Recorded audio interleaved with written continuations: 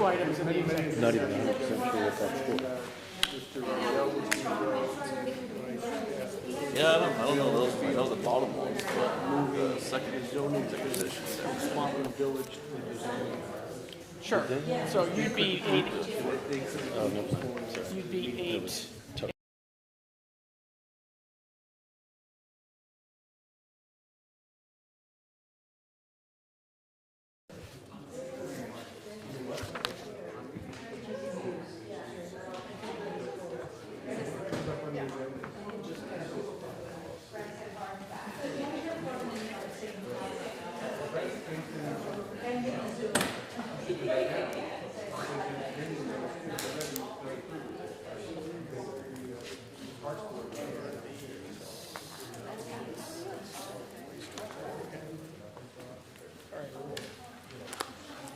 Anything else you need to add to your motions?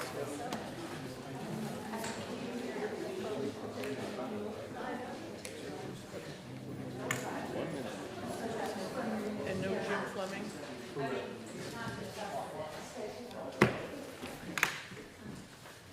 You guys good to go?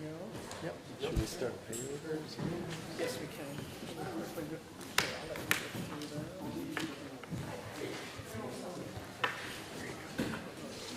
Thank you.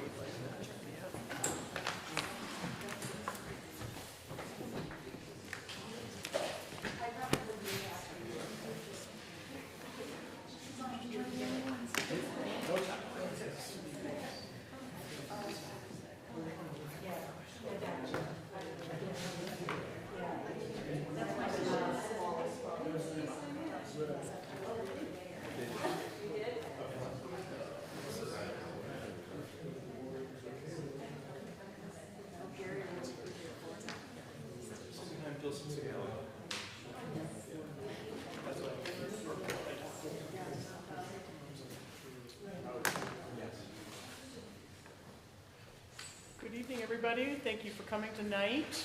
We have a bit of a shuffle, the first part of the agenda, but I'll talk about that in just a second. So my name's Martha Dale. I'm the vice chair. Tom is away at this point as chair, so I'm going to cover the meeting tonight.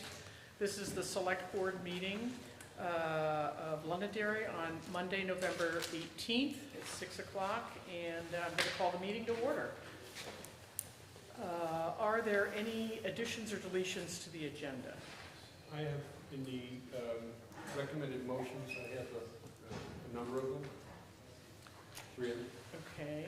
I move to add to the town officials section of the agenda as item 8E, consideration of a contract for employment background search services.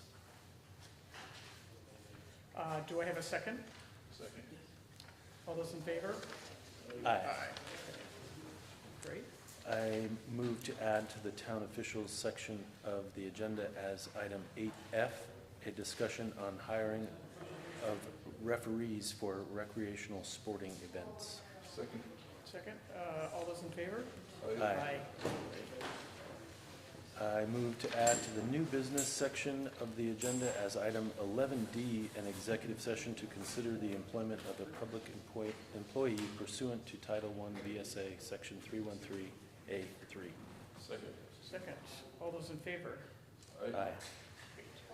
We'll leave those adjustments, and we're also going to move Village Wastewater Committee, which is currently 8B. We're going to move that to 8A. We're going to swap that with the zoning administrator just to move them up. Can I have a motion for that? I move to move 8B to 8A. Second. Second. All those in favor? Aye. Great. Aye. Okay. So I would like to have us move into executive session for the appointment or employment or evaluation of a public officer or employee per 1 VSA 313A3. I move to enter executive session to consider the employment of a public employee pursuant to Title I VSA Section 313A3 and invite Sally Hespy and Town Administrator Shane O'Keefe to attend the executive session. Second. All those in favor? Aye. Aye. Okay, folks.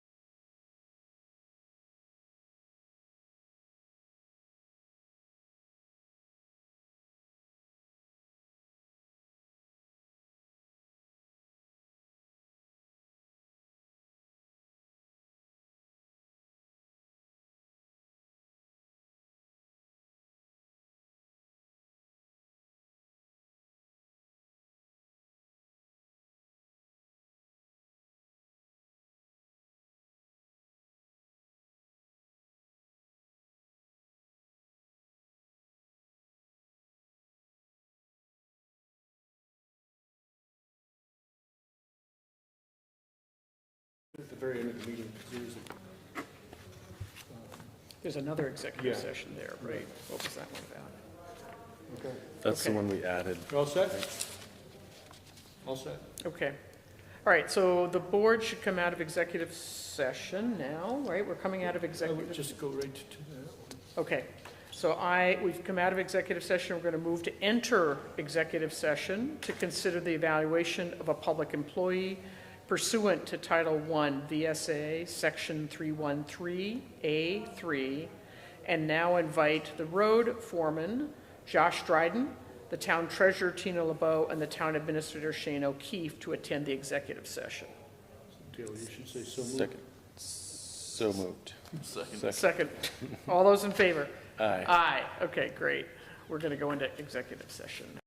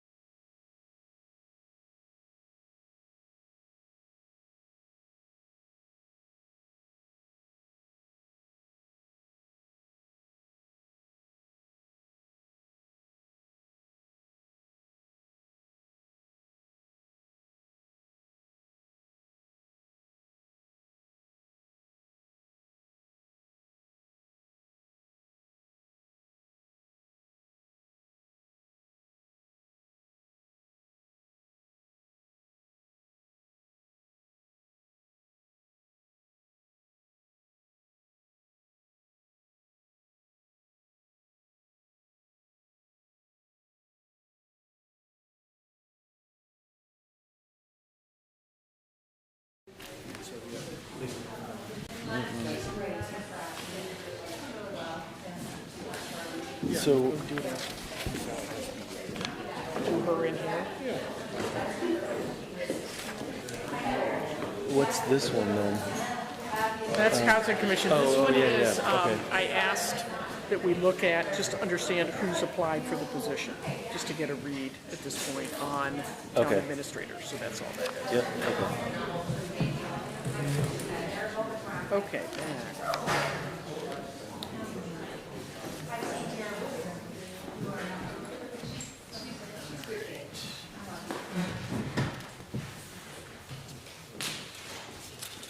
Okay, thank you all for letting us do our work in executive session.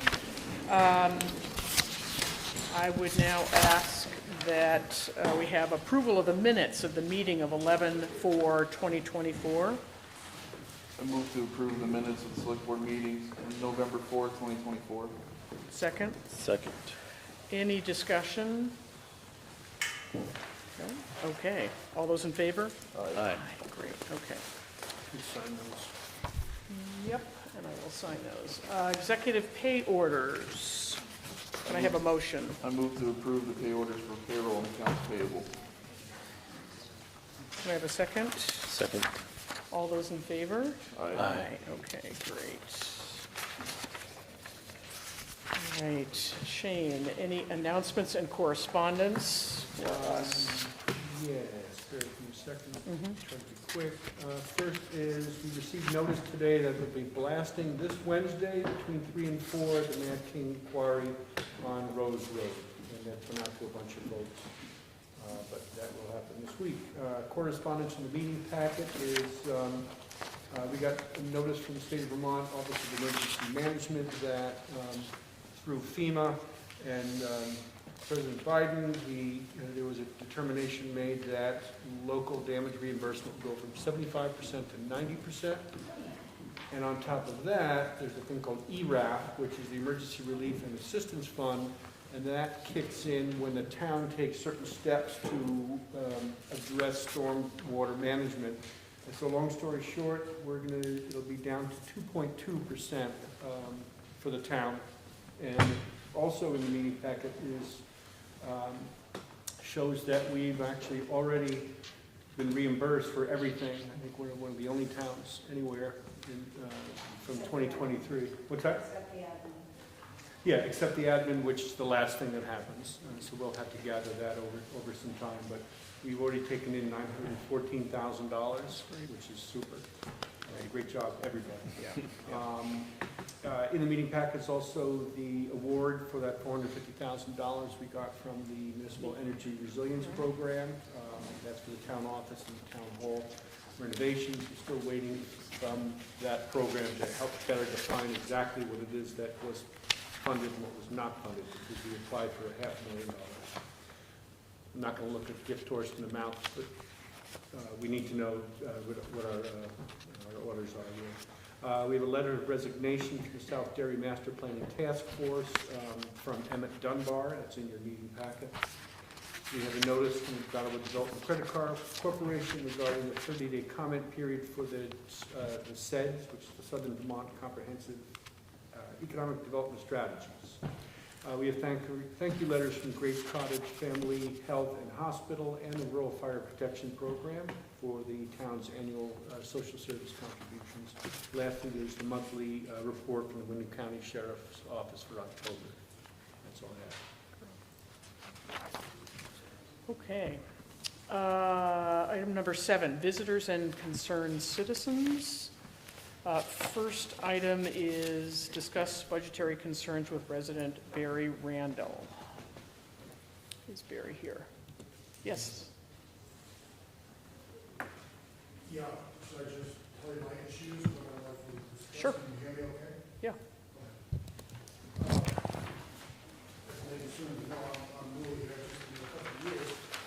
I've been observing the town for a couple of years, trying to figure out how things work. I've been to some of the town meetings, and I have a number of several issues. I'm trying to keep this brief, but I want to highlight these what is of concern to me.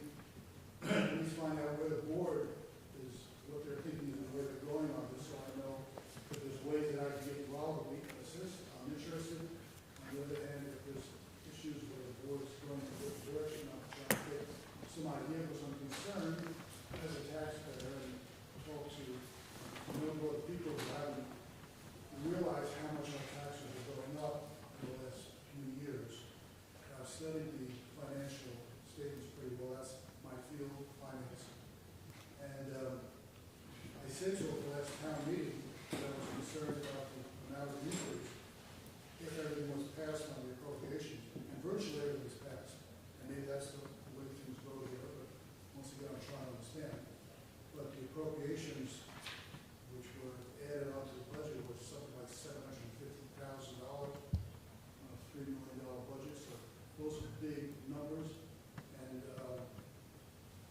assume that's gonna be repetitive each year. So like,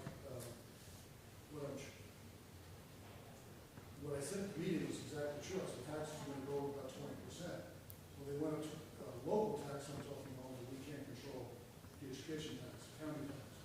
Local taxes went up 20% this year, and prior year they went up 23%. So it's 43% increase in 2 years. That's just not, I don't think, sustainable for any organization. And I think it's certainly concerning to me because at some point it's going to drive people away, can't pay the taxes. And I'm trying to get some sense from the board, and I'd rather do it with the board rather than take the time in the meeting, because there's a lot of things that have to be discussed there. Get some sense from the board how we're approaching this new budget. Is this going to be the pattern going forward? Because basically what I understand you do in other towns in Vermont, you basically operate a deficit budget every year. You figure out what you want to spend, you have your appropriations, which you put up for a vote. When you get it all together, you come up with a deficit. And you make up for the deficit by simply adjusting the tax rate. You do the same, the federal government does the same thing, except they come up with a deficit and they just create debt and they print money, but obviously towns can't do that. So you back in, you just figure out what you want to spend and then adjust the tax rate to in effect balance the budget. But it's no different than running a deficit and, like federal government creating debt, but you can't have debt, so you raise the tax rate. So I guess my general question, I have a couple of specific things to just highlight where I picked out in the budget, things that are more significant level. But what is the sense of the board? Are you, and you're probably preparing or projecting for next year's expenses. When I told people to see the tax bill, but they seemed shocked that it went up that much. I guess I didn't do the math. But could I get some sense, or are you folks aware of that? Is it something you think? I mean, there's large amounts, on the appropriations and the reserves, that are $500,000 in reserves, most of which I understand is still in the reserve accounts. Is that going to be the plan going forward? Are you anticipating increasing spending or decreasing spending? Or is the tax rate going to go up or down? Or is it still going to reserve?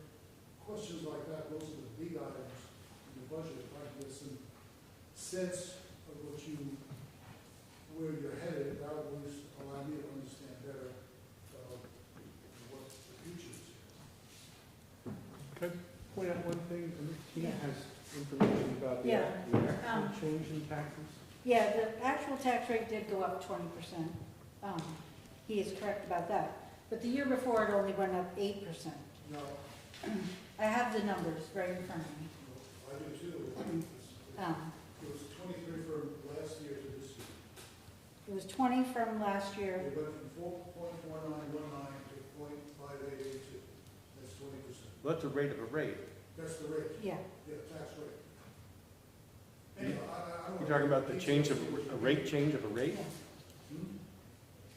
It's the basic tax rate that you apply to the assessed value went up 23% to 20%. So the rate went up.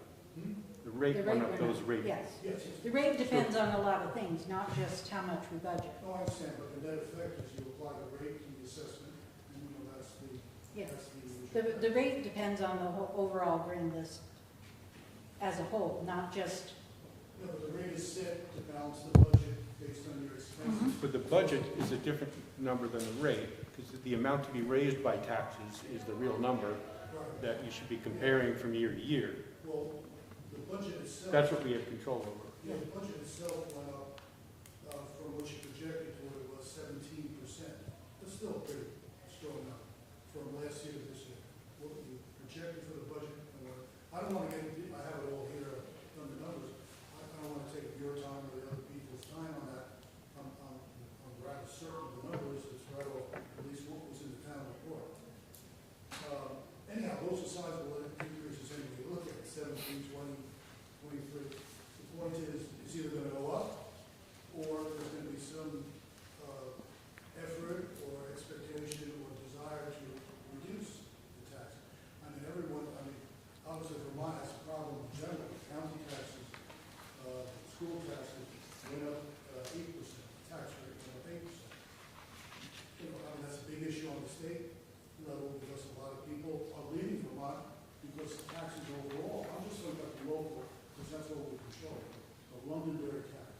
Well, I can certainly tell you how we approach the budgeting process.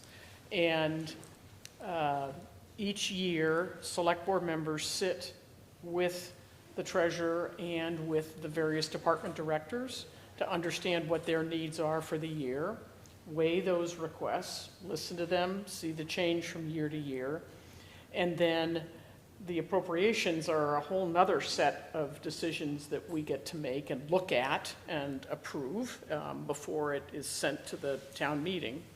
So all of that is our responsibility to be sure it's as effective for managing the town, but with the least burden on our taxpayers. It's a balance, if you will. I want to add Yeah. one thing is, Yeah. really, the first jump-off spot is tonight. We're under new business. The first order of business is to discuss the FY26 budget goals. So that's where the board gives input to Tina, myself, department heads, to how best to fashion those budgets. That's the conceptual approach Yep. to how you're gonna do it. Every year, each category has gone up. I don't think anything's gone down. So the board, I would imagine, would decide or be thinking about, is the idea, I know there's inflation, but inflation translates to taxes and everything else. Is the intention to continue to increase all the line items? Because if you look back the last 2 or 3 years, it's all on tax, everything's gone up. Is the direction from the board to try and lower or increase the tax rate or the expenses, or I mean, there are, I'm trying to get a sense of where the board wants to go, and, you know, and maybe the board and the taxpayers don't mind, and you want to keep spending more, that's fine. I'm just trying to understand the process, and to what extent, you know, I'm involved in that. That's all. I think that each different category that the different departments meet about is evaluated separately. And one of the ones that I'm involved in is highway. And our highway budget has gone up mainly because of maybe historically low budgeting, which has left makeup to be, or now we're playing makeup to catch up with paving costs and deferred maintenance, essentially. So there's some particular, and I mean, it's kind of the same thing with building reserves. A lot of the town-owned buildings are and have been in disrepair for a lot of years. So a lot of, or many of the bigger ticket items, I think, are going to continue to be increasing to catch up. And Reserved in the past, prior years, because you've got 2 years of reserve increases. The last budget was $500,000 just for reserves. Why, if there's expenditures that are needed, put it in the budget and allocate it accordingly for what needs to be done, rather than just create these large, most of the reserves are still there for the account I just got.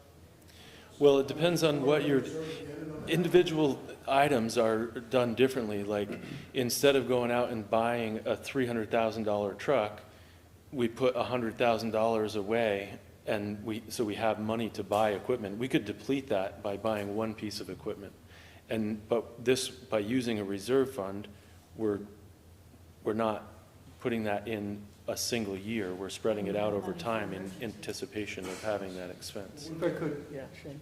with our reserve funds, they've been actually quite constant the past number of years, except for the highway fund. We have we've been increasing that by $40,000 every year under a capital planning program that we established a few years ago to try to catch up. As Taylor said, we've been underfunding highways for years and years and years, and it shows. You could take a look out there. So we had an engineer put together a paved road improvement program for us, and we're putting money away, and the plan is actually to spend a good amount of it next year.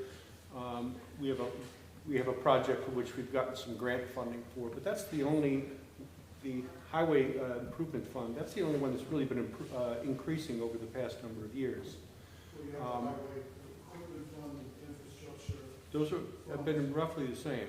You know, the buildings has been $100,000 for every year for the past 5-6 years. And the reason the equipment fund is so high is because we haven't been able to get equipment.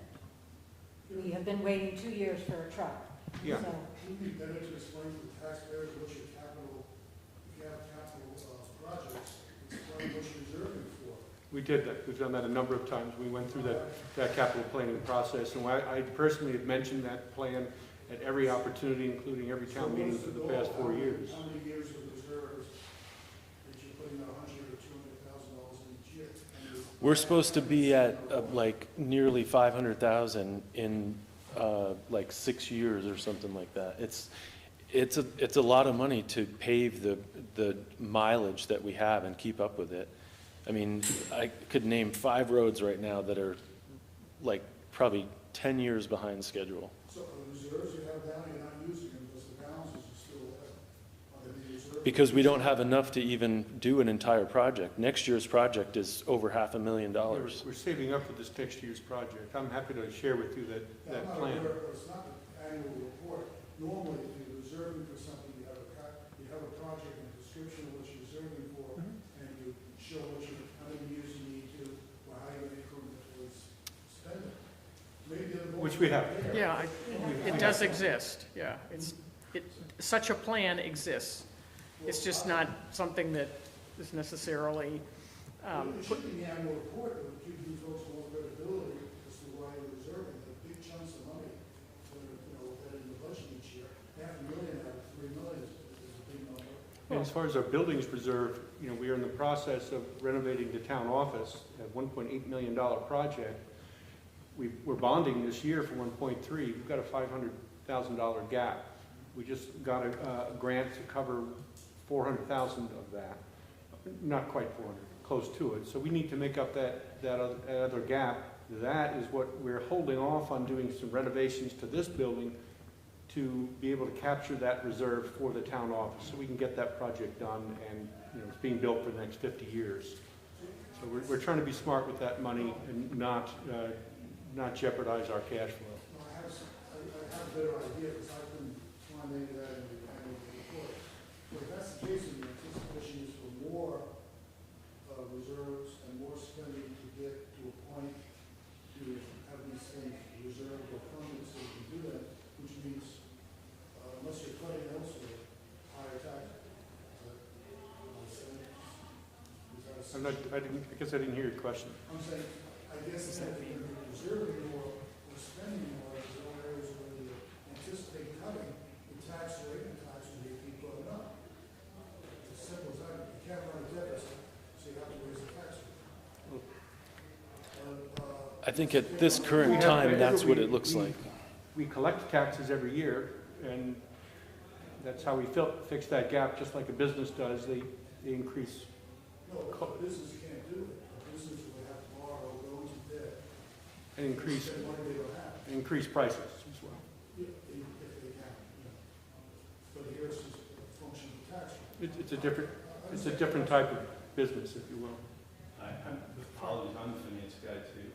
I think the conversation really needs to move into a different setting. And, in my view, if there are specific items that someone feels the town is overspending on or whatever, identify those items and bring it to the board as a matter of conversation. I mean, I think the general concept that costs are going up, if the costs are justified, that's a reasonable question. They have to be paid for somehow. I don't like paying more taxes, but, there's been a lot of inflation. There are things that town needs to do.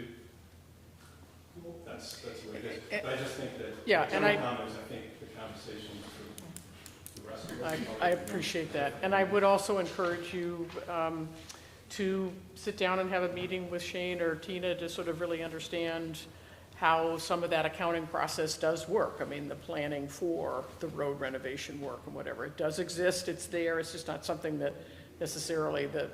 For example, two of the appropriations, the town want to encourage, almost $300,000 appropriations for a vote. I mean, is that an area the town would not encourage?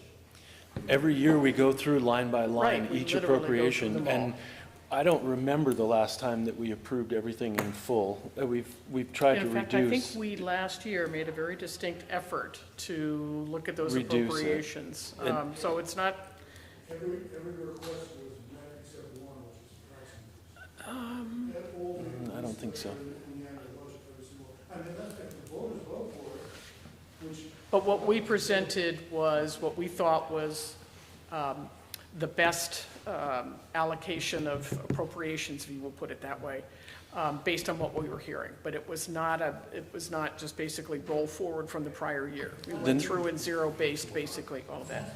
I think we should do a timeout on this, just for the sake of everybody else here. Can I bring up a couple of other things that are relevant to it, like how we vote for things? I mean, So maybe we could do that at another meeting, or? I'm trying to do it here rather than a general meeting, because we vote by voice vote. We don't know who's voting, it's by noise, how many people say yea or nay. And the process normal is if we don't have a ballot vote, at least have people stand up with their card, so we know who's voting. There are many people in the meeting who are not voters at all. You need to ask for that. You ask for Yeah, it you can ask for. You can ask for that. Split, you can You ask can- for that. Each time, again. is that something the select board might want to be clear, because otherwise it's whoever shouts the loudest. You just ask No. for division of the We have house. division of the house. We've done it lots of times. And the moderator mentions all those opportunities at the meeting. One of the things, obviously, not discussing, we'll move on. But one of the things I think the town's really missing, I brought this up before with the public trust. Maybe I don't know to what extent the board, the rest of the public trust. But here we have expenditure problems. Tax rates are going up, I get it. Taxes are going up. We're not really cutting spending. And you're sitting on over a $9 million bond trust fund, which will never be used the way it is now. In your lifetime, in my lifetime, and ever. The principal's never being touched. You're getting about 2 or 3% interest out of it. It's a huge asset. It can be used for a lot of your projects, capital spending, and other things. I know there's a lot of restrictions, and I don't think it's being approached creatively or aggressively. And I just submit to the board, you're sitting on that money, you can't tell me anywhere in the world that's ever going to reduce. Every year it's going up exponentially. It's going to be double that in 6 years, and you get no benefit. Mhm. The people who set it up to benefit the town. At this stage, it's not benefiting at all. You're getting 2% of interest, and the way they invest the funds, you can't use any more than that. So I would just, This board has no control over No, that and they money. set it up for specific things, and putting money into the general fund was not one of them. I understand, but they set it up 60 years ago, you could build Uh, 20 well, more cemeteries. Those are from people's wills in trust, and And those things get changed all the time, on personal level, Well, state level. Well, there's it's only different if- rules around, It's a meeting of Yeah. the yeah, trustees of public Yeah. funds, not Yeah. the select. yeah, Yeah. This board has So- no control over that. they've already determined that. If your folks are interested in discuss it, I try to discuss it with trustees. You should be borrowing from the trust, We are, more. at the last meeting, Last the meeting, board there was decided to in fact action. borrow for the renovations of the Yeah. village, Trust, of the town office project. you don't have to raise taxes as much as you borrow for some of these capital projects. That's what we're Pay it doing. back to the trust. Yeah. We're doing exactly that at this. But big numbers. Okay, so At let some point, me, it's gonna- yeah, let me, at this point, thank you for your comments. I mean, I very much appreciate them, and certainly looking at investment policies and spending policies relative to that is something somebody might take up in the future, but thank you very much. Appreciate it. And again, if you'd like further detail on how the capital planning projects are mapped out and cash flow, or at least capital planning projects are, happy to have you sit down with some of the team up here. It should be available for anyone to get. It is It available. is. Yes, yeah, okay. Okay, other public comment at this point? Melissa? Yep. Hi. I heard about the latest resignation on one of our town committees at the end of last week. And that brings us to, I think, 14 resignations in the last 6 months. And I'm here I'm wondering if the board feels that there's a concern there. And I'm asking the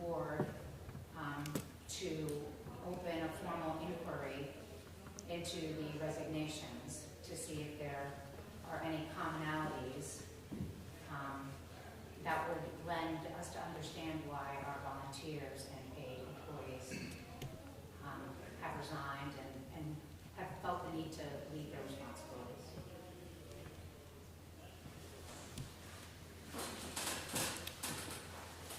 I very much am of the same feeling.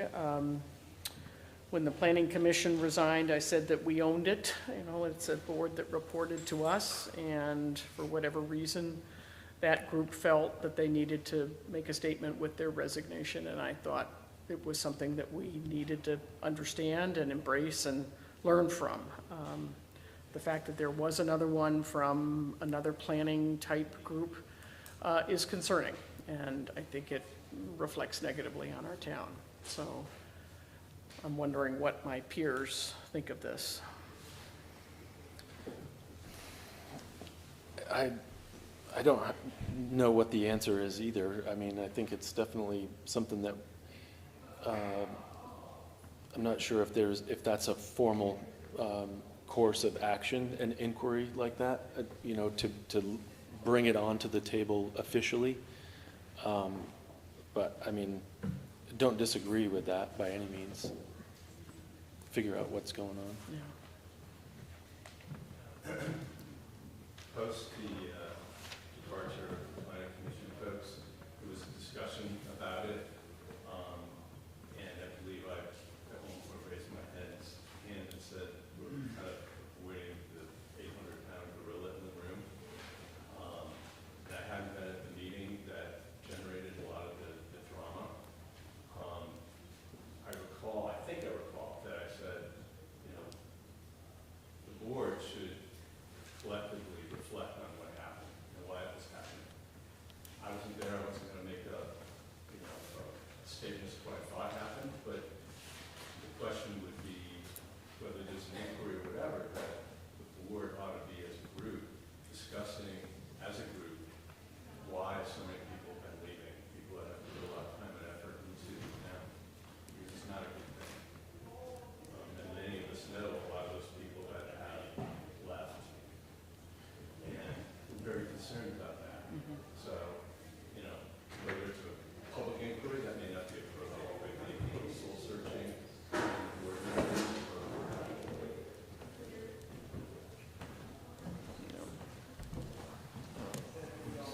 Yes, yeah. I think that, you know, from a business perspective, and I know government is not necessarily considered business, but if I had a group of individuals who were leaving my company, I would want to know why. And I would do everything in my efforts to interview each of those people who have resigned and find out specifically why they don't feel that they can continue. We have 1,900 residents in our community, and 14 people in the last 6 months have left. I think that's a red flag.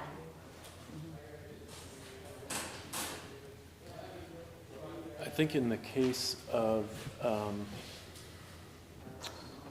employment, we actually have done exit interviews in the past.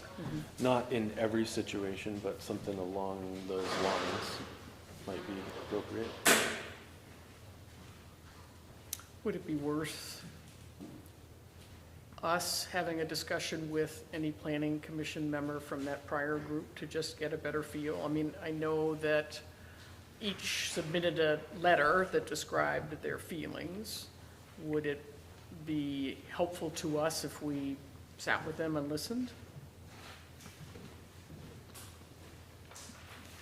Or, I think, I mean, that's a more formal environment for that, you know, in addition to the letter received, I guess. I mean, I'm open and willing to hear anybody's concerns.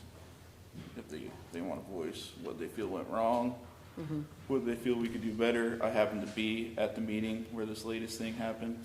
And a lot of it comes down to communication between either us and the other committees, or the other committees back to us. So we have to find a way to bridge that gap. yeah. Because this new plan, like I said, I'm not going to go into specifics about what happened, but at this new planning commission meeting, it's like there's lack of communication between, they're just starting and they're working on the bylaws right now. And they got this whole thing thrown at them from the task force with not much communication or knowledge of what was going on about it. And it just got heated it just got escalated from there, but that's the problem that I've seen. And I wasn't on the board when the planning commission thing happened, but I imagine as an outsider, to me, it was a communication gap that I still don't think has been addressed since then. So I'm more than willing to sit down with anybody that wants to talk about it. Whatever form we have to do that in, but we gotta find a way to bridge that gap. And whether it's, we have a chair or vice chair, representative of a group, come to us once a month, giving us updates about what we're doing, or we take the initiative, like I've been starting to attend planning commission meetings, I'm trying to make my way to other boards. We go out there and put the extra effort in trying to find out what's going on. But either way, we gotta find a solution to get that gap bridged. So I'm more than willing to go out to other boards and meetings to hear what everybody has to say and get a sense of what's going on. I don't want to find out at a board meeting, get everything thrown on me and being like, what happened? And yeah, you can read minutes of other committees, but you're not going to get the full gist of the conversation. You're going to get an outline. So I welcome anybody to keep coming to our board meetings. And I also would like to see the chair and vice chair or either or come to tell us once a month about what's going on, and also ourselves getting out there more.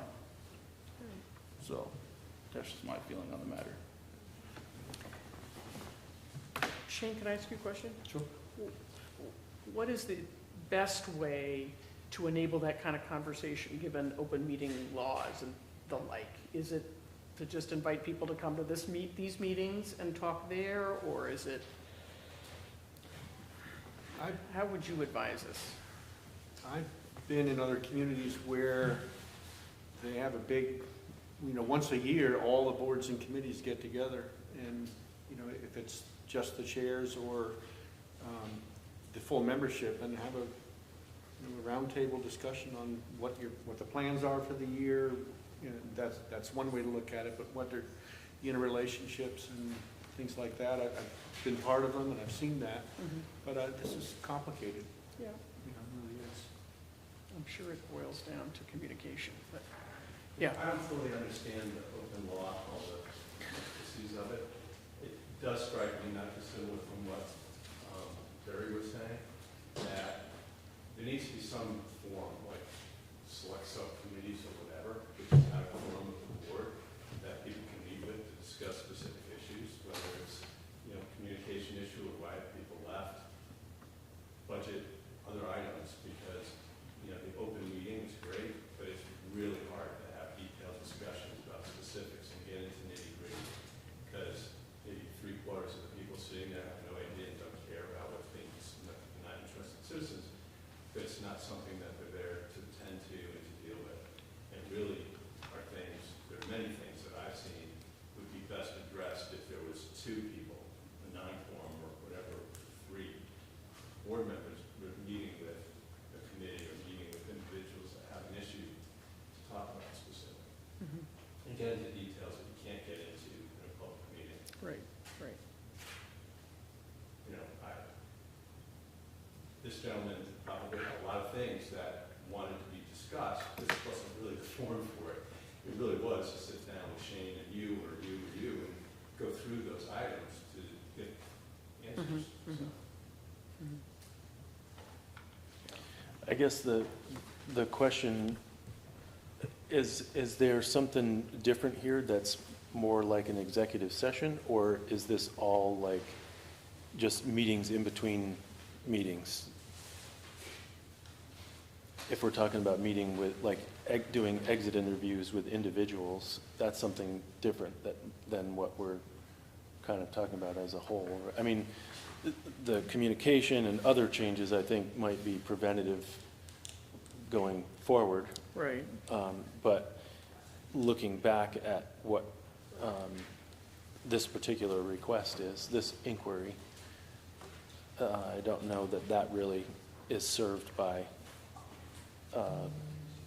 open communication. I guess the individual interview, I guess, is a separate thing in my mind, but. That's what I'm thinking we potentially need to do, to dig into that major event and just spend some time talking to people there. Maybe it's a couple people coming and meeting with a couple of select board members, but not doing it in a public conversation, but just allowing for the dialogue, and then formulating some ideas about protocols going forward that might resolve that with future groups. Because I think we Right. recognize that this might keep happening if we keep doing the same old, same old. So I think if we dug in and listened to a couple people here and a couple people there, and I'm thinking from that prior planning group, but maybe even the gentleman who just submitted his resignation, and just say, okay, tell us exactly where you found blockades or whatever it was that got you to that point. That would be my suggestion. Yeah, Cindy. I think part of this is the process, especially with the planning commission. There was a process for the zoning bylaws, and it got to the point where the planning commission passed it off to the select board, which they accepted. And then the procedure from there, and correct me if I'm wrong, what I read was that then there are more open meetings where the public comes and expresses their concerns. Rewrites are made, progress is made with the changes to the zoning bylaws, and then eventually they're done. That process was blown out of the water. Yep, and I think that's that's a piece to what happened. Yeah, well, listen. I can appreciate everyone trying to dance around the issue, comfortably. No one wants to step on any minefields, but I think that this is glaring that it is a problem. And what I'm seeing, and I very much have felt this all along when the Planning Commission's resignation letters were not read aloud, when Emmett's resignation letter was not read aloud, the letter that you all received in your email today from Rachel Febby where she requested it to be read aloud hasn't been read yet. So I'm pushing to say, please do something. Yep. I'd just like to say that I was watching this meeting on the video, and I was absolutely shocked at the behavior and the lack of decorum by some of the select board members. Which And meeting are you referring to? The one where all the town came in, it was kind of like us versus them. And Is that the zoning bylaw yeah, discussion? and I wanted to volunteer, but I'm afraid to volunteer in this community because of the feelings. And I feel like Melissa, when I heard that she felt she had to resign, I was absolutely appalled at the way she was treated.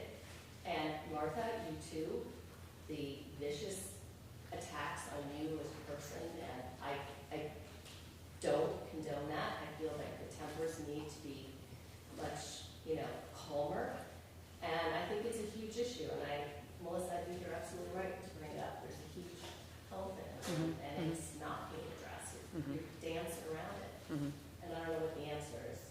I don't understand the open board meetings either, but as a concerned citizen, I watched this happen and was shocked. Well, this gets involved in how organizations lead the organization and the communities, and I think that's probably where we need to be introspective about that. And I would hope that the conversations with individuals who have felt aggrieved about their participation and their how they have been regarded as a volunteer need to come forward, and then I think we need to be introspective about how we manage those kinds of contributions to people and whether or not we're in fact supporting people, because the last thing I want to hear as a select board member is that people don't want to sign up for committees, because the only way this place runs is if we volunteer. I mean, we're all doing it here, and if we make this toxic, to the extent that people don't want to sign up, I agree. So I certainly hear, and I'm pleased that we want to dig into this and do some sort of analysis of the one event, but also to think about structures going forward. Structures is not the exact right word, but I'm thinking the protocols that we embrace and the ethics that we embrace, we need to also address. Yes, we do. What's that? Yes, we do. Yes, we do. Thank you.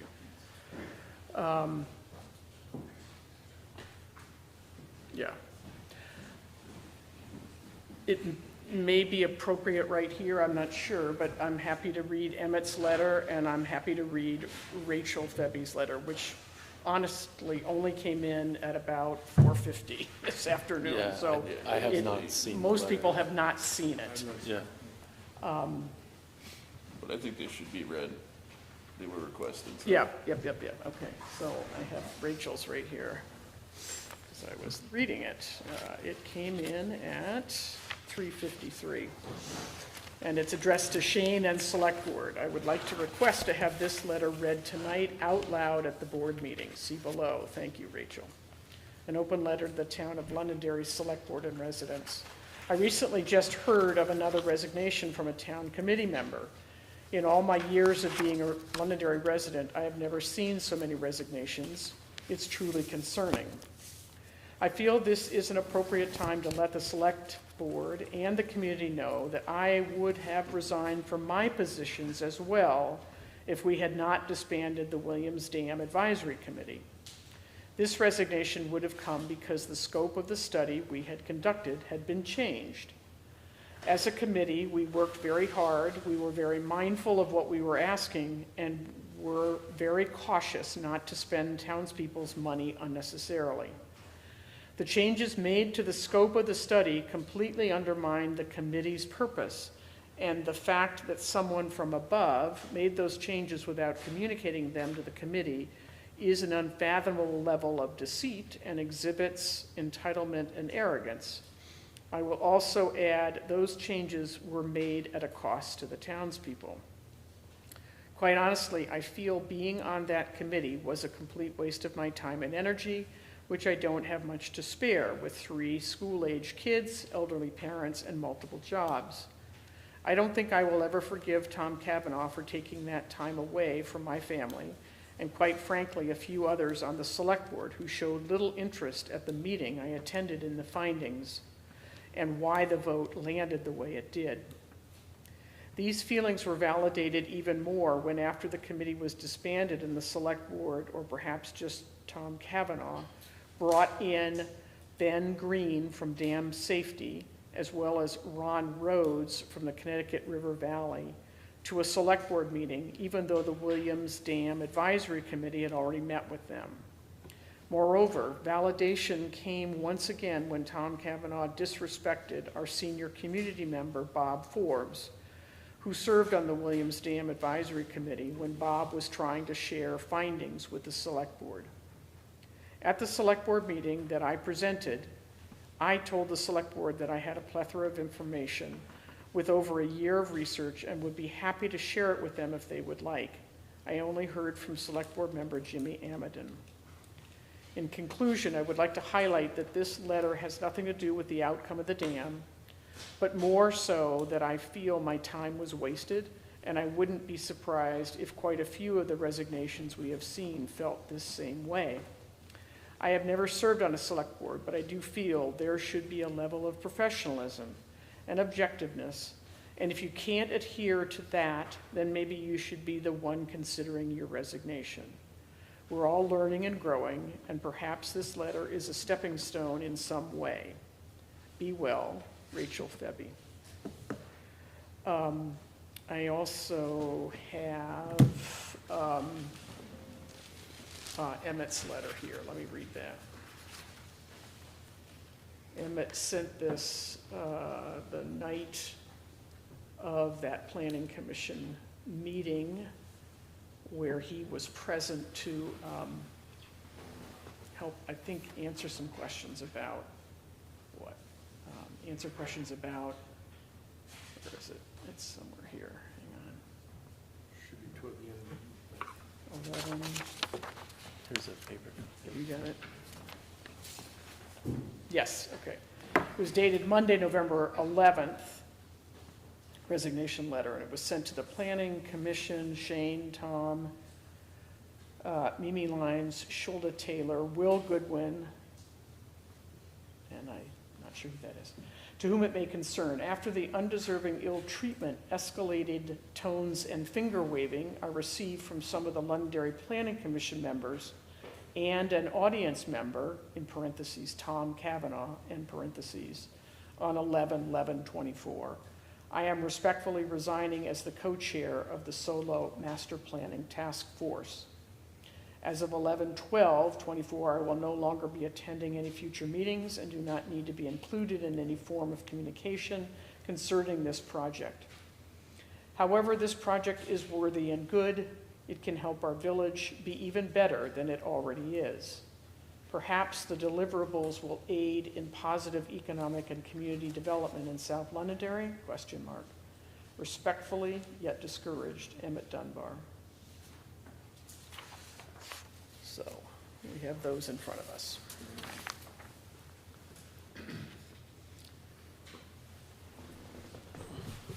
Well, I would reiterate again that I think we need to look at both the individual events as well as processes going forward. And I think among ourselves, we can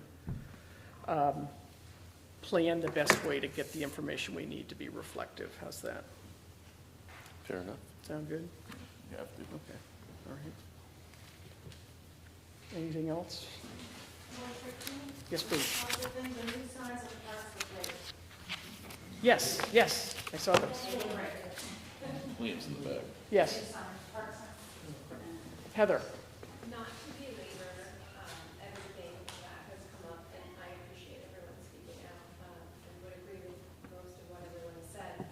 I wonder too, if you all might consider when discussing this, a bit more accountability in your meetings. Making them interactive. I understand they're on GNAT, but that's not helpful from home if I want to sort of participate without coming here. The same goes for the planning commission meeting. I wasn't able to attend, so it would be great as a citizen, a community member, to participate in some of these meetings remotely. I was part of writing a grant to make sure that there is this technology available. It works really well. And I wonder if there was more accountability, folks listening in real time and can comment and participate, some of this communication, the gaps that you're speaking of, because I do think that's part of it.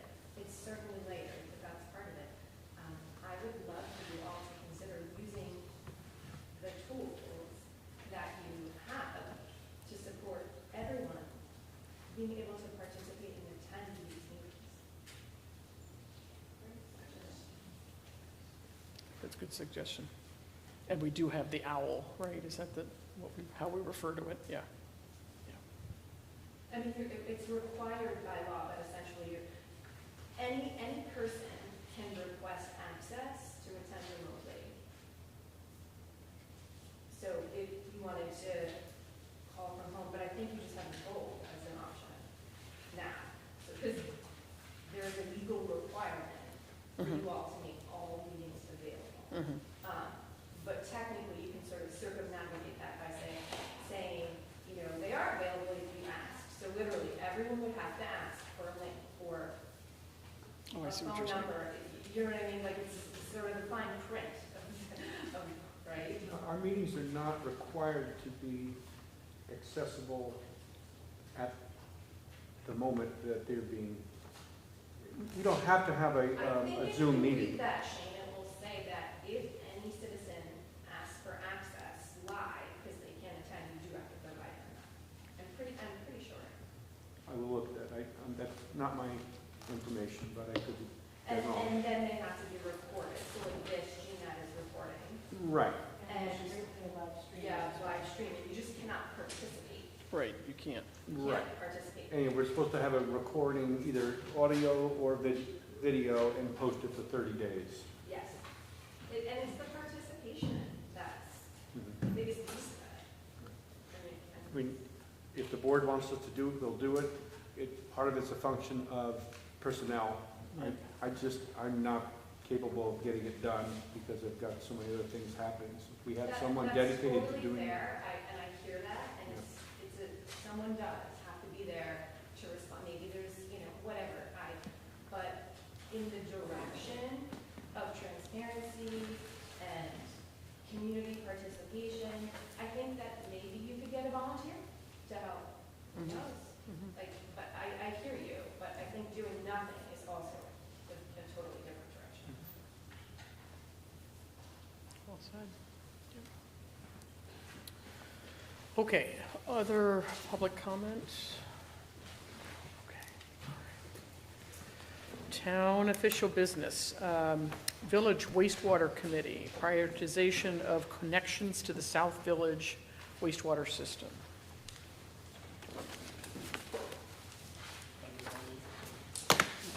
We did have Matt Bockler here from Wyndham Regional Commission, but he was double booked and had to go to town of Jamaica. But the committee is here. Yep. And just to let you know, they did meet this morning and there were some technical difficulties, so they, correct me if I'm wrong, but recessed the meeting to this meeting. So it's basically a combined meeting of the two public bodies at this time. Okay.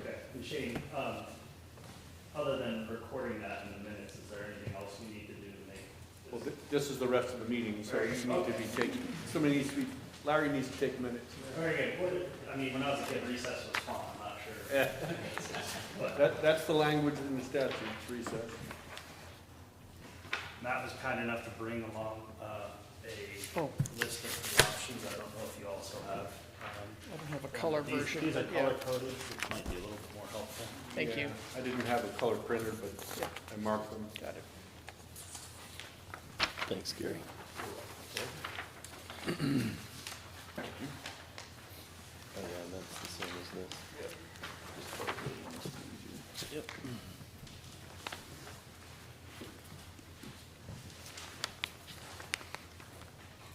Just want to thank the select board and Shane in particular for the level of support and communication throughout our particular project. I hear folks in the audience and the discussion that's been going on, and I think that we as a committee would agree that we've been fortunate to, I think, have a fairly smooth process, one that has involved a lot of discussion, debate, discourse from its early inception on when we were, picking out potential alternatives for the disposal fields. I think the communication has been very good. We're also very fortunate to have had the Wyndham Regional Planning Commission supporting our project from really the early days, and they've been great. And unfortunately, Matt did have to head down the road to Jamaica this evening. You may recall that Matt met with the select board in September and had identified that we were basically dealing with a capacity shortfall, meaning that we had enough interested parties where we weren't going to be able to potentially hook up all interested parties to the South Village wastewater disposal system. So that set forth a process where we needed to prioritize certain properties. And what you have in those exhibits before you are the recommendations that were put forth by the design engineer, discussed with the committee, and I believe that you've also provided with those lists. So the committee is recommending that the select board move forward with option A, which would service 21. Option one? It's one, not Option, A. yes, option one, thank you. Which would service 21 properties. Option B would service 19 properties, and you can actually see the detailed list of all of the addresses, the type of property. The reality is that we have not reserved any capacity for the town. Other towns have actually held back a certain percentage of the overall design flow for future considerations. So the town properties are not included in that list. You guys. Town office? Town office is not under option one. Well, town hall is. Town hall, town garage, sorry. Town offices, my apologies. Okay. Don't get the prioritization process ultimately will leave certain properties left off the initial go-around, right? There is the potential for increasing the capacity at the disposal fields. There is available space there to increase that capacity. The infrastructure will be in place from the first phase of the project, so adding additional connections in the future will be feasible. However, that's not covered under the funding that we've been allocated under the current design, but it is part of the overall design process that's being reviewed by the state.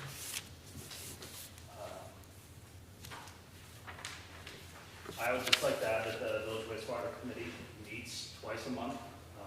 Neighborhood connections typically. We also have opportunities for people to attend online. The meetings are warned at all the local places. So we're happy to have folks come down and participate in the process. Did I leave anything out, guys? I would just say that there is a small capacity excess in each of the two options, but it's less than a unit. In one case, for option one, there's 21 defined connections. There's another connection that has available capacity within the numbers that are available to the design. But the consultants haven't been able to get in touch with the homeowner who expressed interest, but they haven't been able to make a connection there. That's correct. But I would just add that, we've been gauging interest from property owners by direct communication, knocking on doors. The design engineer has been doing that.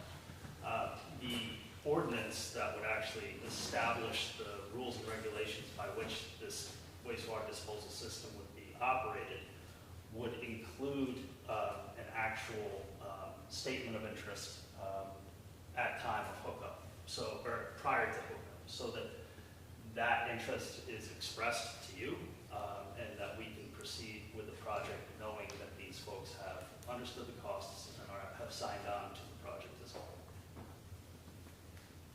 Anything else? Any questions from the board?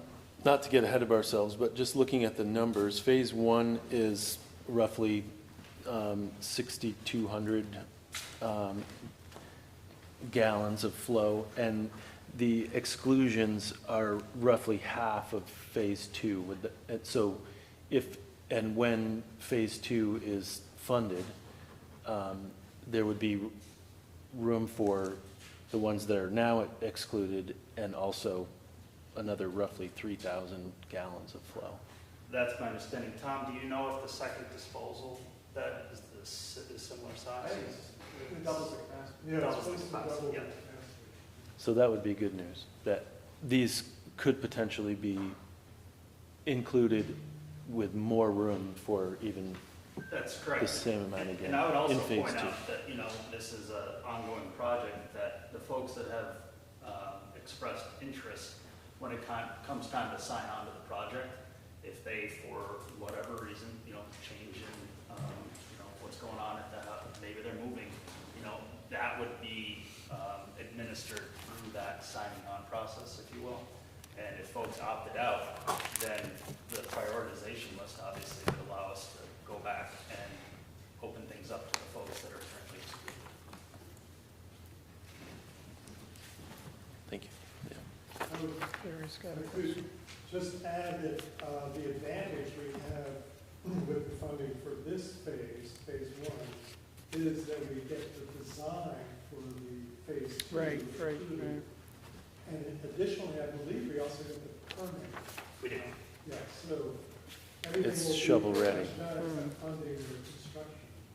As far as I know, I think it might, maybe little bits and pieces there that would need to be done.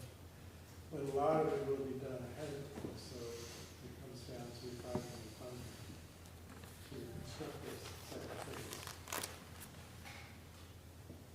Yes. I was just curious, how many people are excluded? Because you said there was 21 priority, but some people weren't. What is the balance? So the number of properties excluded, Looks like so 5. this, it's, I think, a multi-layered question, Okay.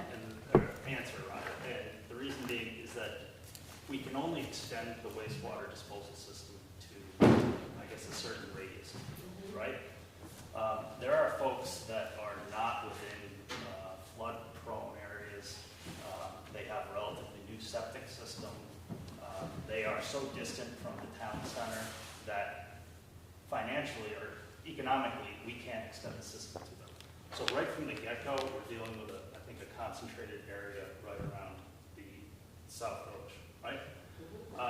The number of property owners, if we are just going off of this list, we're looking at like 5 under option 1 and then 5 under option 2 as well. What I can't answer for you in this moment is how many properties were removed from the initial swath because of their distance from the actual distribution system, or the collection system, if that makes sense.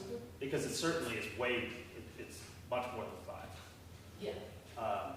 But I mean, realistically, you can only do so much, and that within that region, there's 21, so that you're saying 26 ideally would cover all of the ones in the.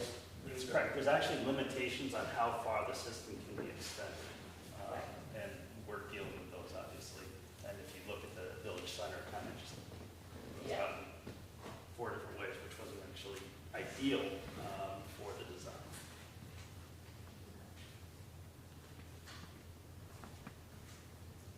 What is the projected cost of phase 2? Projected cost of phase 2. I did get that, it's over $2 million, that I know. Okay. And where does that money come from? Hopefully it'll come from some other project that doesn't get funded. We're hoping another project doesn't get funded, but, Well, there's other grants that we Yeah. can go after as well, to pay, like this one was paid for 90% of it was paid for a grant, which we probably won't see that type of grant again, but there are other grants out there which we can apply to, which may help us pay for. we submitted Phase 2 as a project of regional importance to the Brattleboro Development Credit Corporation, and they're coming up with priorities, so hopefully that'll end up on their list. And that opens us up to opportunities for what's called Northern Borders funding. So we're trying to set ourselves up to get some kind of funding. But again, if some other project under our same funding profile now does not go through, upstate or something like that, that money could come through to us, as some already has. We already got a bump of like 130,000 at one point because another project didn't go forward. So we don't want to. To be clear, you're speaking about projects in other towns. Yes, correct. Yes, so it's not other projects. Yeah, we don't in this wish town. misfortune on anyone, but if something does happen and a project doesn't get done, that money is still available, and I know that the state would like to see it spent. And any residual outside of grants and such as you said, the 130,000 has to have to go to another town or another project. Does that fall on the tax base or does that fall on the user base? Say it's a $500,000 shortcut. Is that? We're way ahead of ourselves even thinking, I mean, the infrastructure, the permitting, and design will all be in place for the second phase. We'll have to figure that out. I mean, if the money happens, then the board will need to figure that out. We're still trying to figure out phase 1 at this point. So we'll be talking, but again, I think the approach has been very smart to anticipate phase 2, which is needed.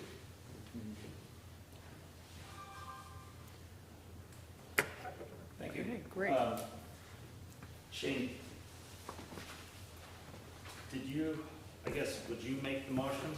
I mean, as the. I can't make a motion, but I have recommended motions Yes. that Yes. I've actually changed a little bit based upon this, the options that you gave, and I could share that with one of the other board members if they want to do that or not.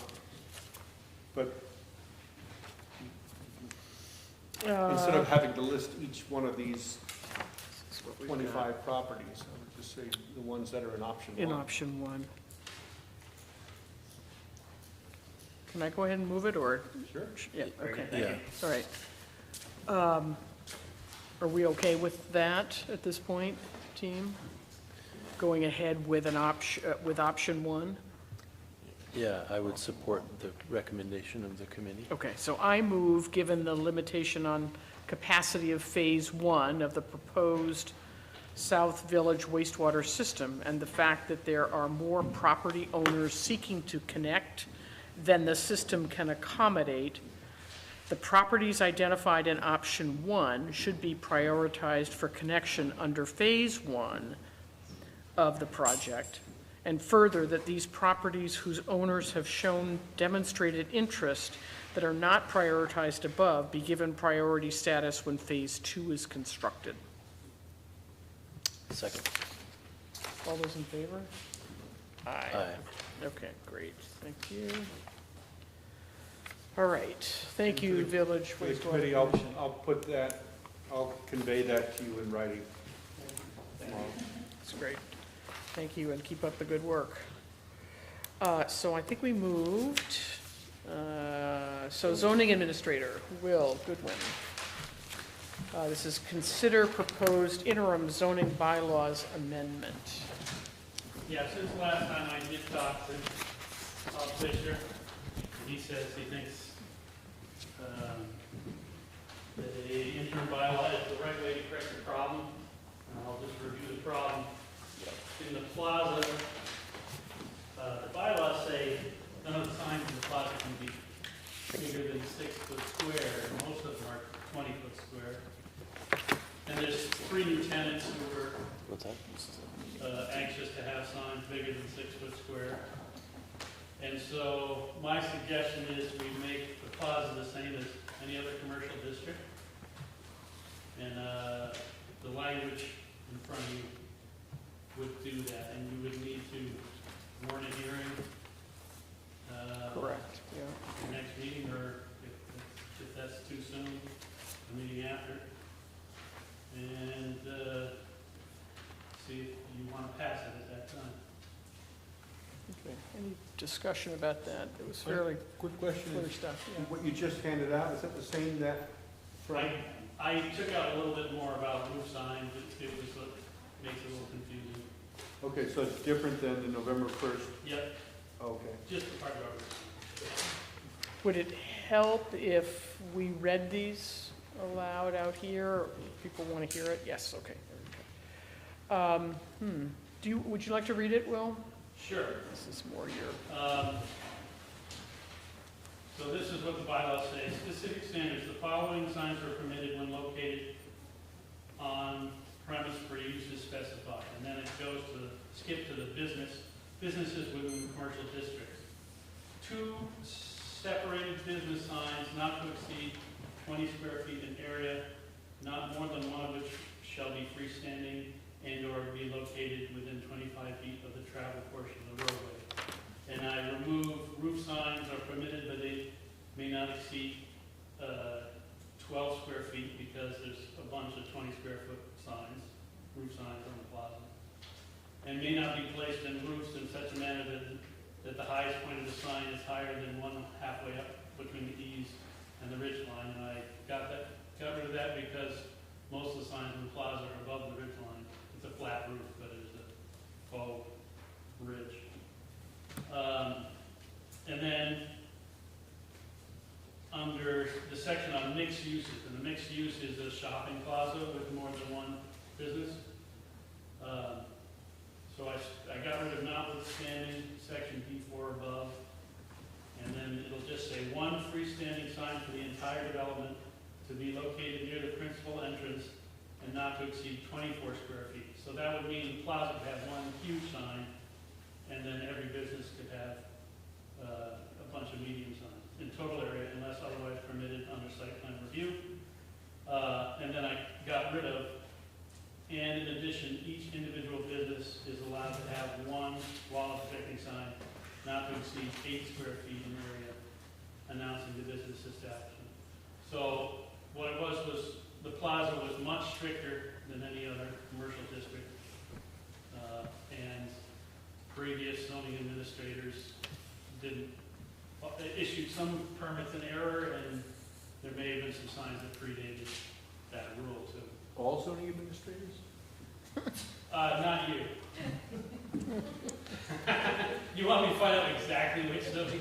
No, as long as I'm excluded from that list. That's all. Any other questions about that? So I don't have any arguments with this. Go ahead. I Yeah. have a question. It says 2 separated Yeah, I don't. business signs not to exceed 20 square feet in area. It would be separate It business should be signs. separate, and I don't know if But more, that's a typo that was in the, more importantly, is it 20 square feet in area a total? Each. Or is each sign 20 foot? Each sign, so it's 40 square feet of signage on a property. that's what it is in the rest of the commercial areas.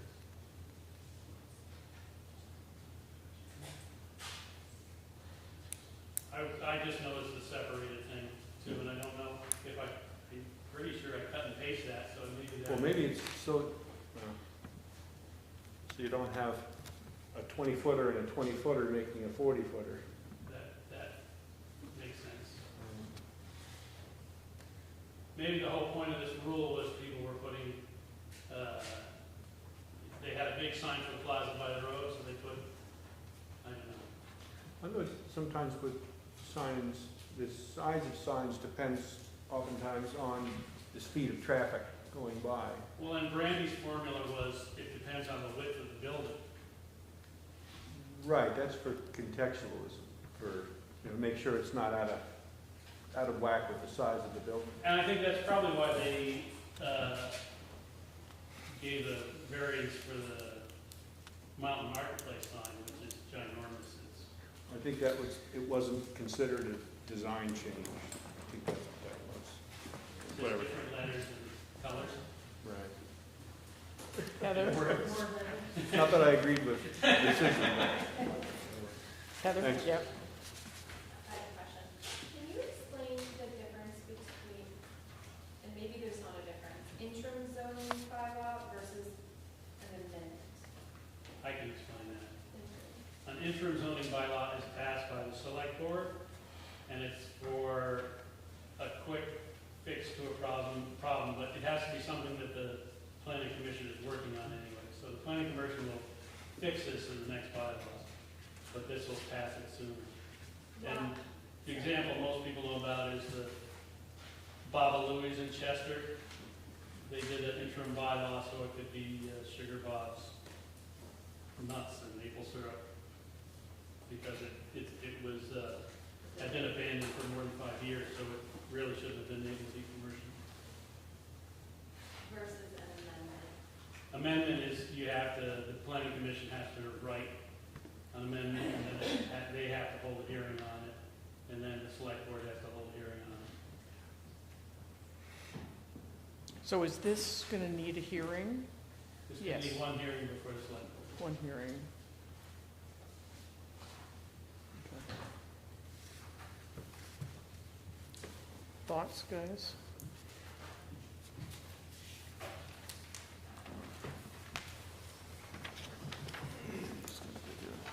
You look like you're pondering something. Well, I'm just thinking, this is one very small piece. I think there's so much on the table. I don't see any problem with it really, but the idea of prioritizing, I guess maybe I'm not understanding why it's different than other things, maybe. But What's the urgency on this? The urgency, and Bob Fisher agreed to me, is just that there's this conflict between what the bylaws say and what is at the plaza. And he said, this is a legal remedy that can fix that. There's a bunch of new tenants, there's 3 or 4 new tenants, and they're being told they can't have the same size sign as the hardware store, the grill, Jake's, post office. Heather? right. Well, I would totally agree with you, Will, and it seems like low-hanging fruit, easy win.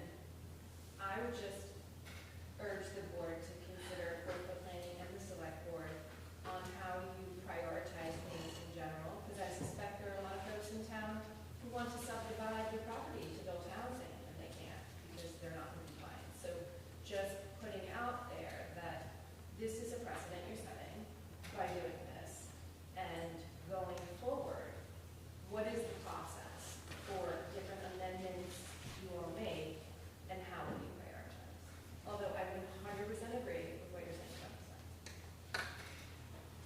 Are we doing something different than when we've made adjustments in the past? Or is it just because we're in this period where we're going through a bylaws I rewrite? don't think there's a lot of interim, correct me if I'm wrong, though. I mean, interim bylaws is a common thing, but.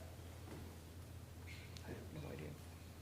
Yeah, I don't think it's a very common thing, but if you Google it, there are a bunch of them that have been passed in the last few years.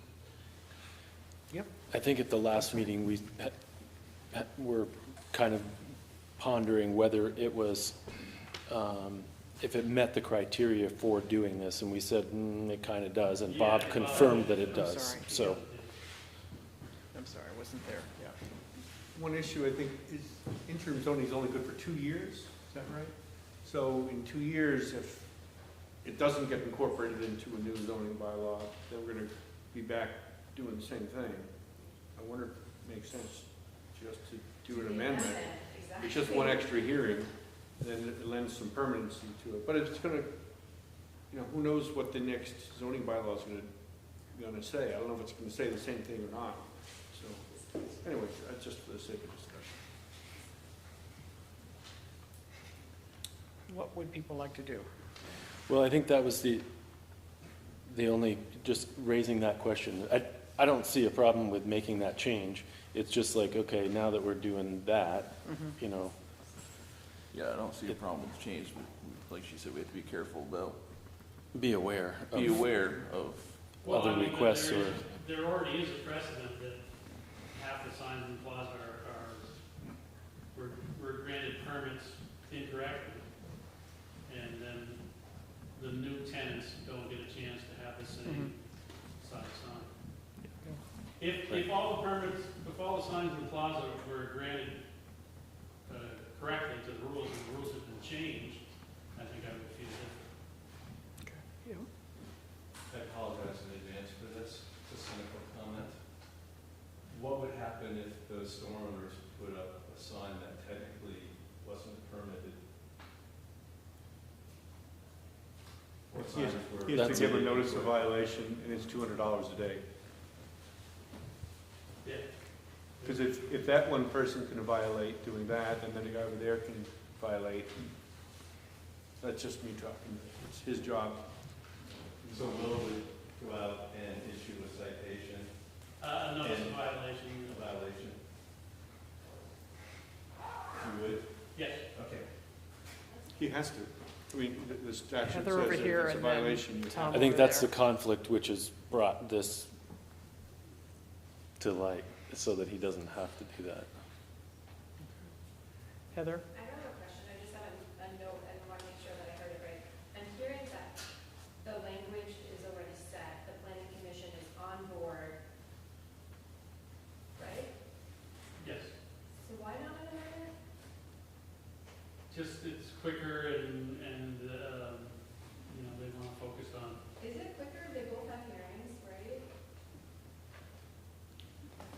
Interim has 2 hearings, planning commission, and interim just has a select board hearing. Hearing, okay. That's It's it. 60 Uh, days. An amendment has planning commission, at least one, So and it's then like another month, right, or something? I think it's 60 days, isn't it, total?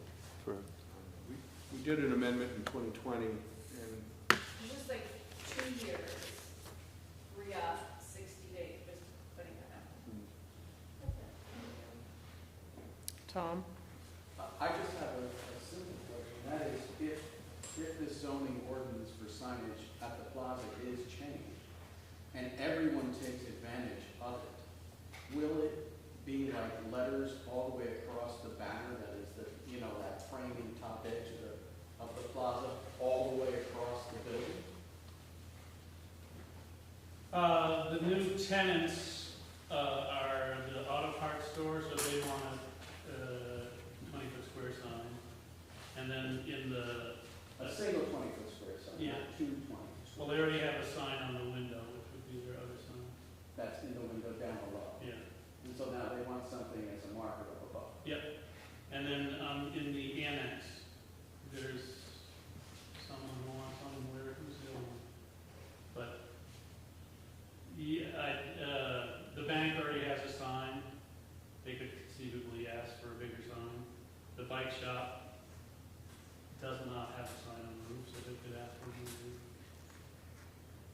So in your professional opinion, would increasing this sign bylaw or zoning ordinance have any type of significant change in the appearance of the building?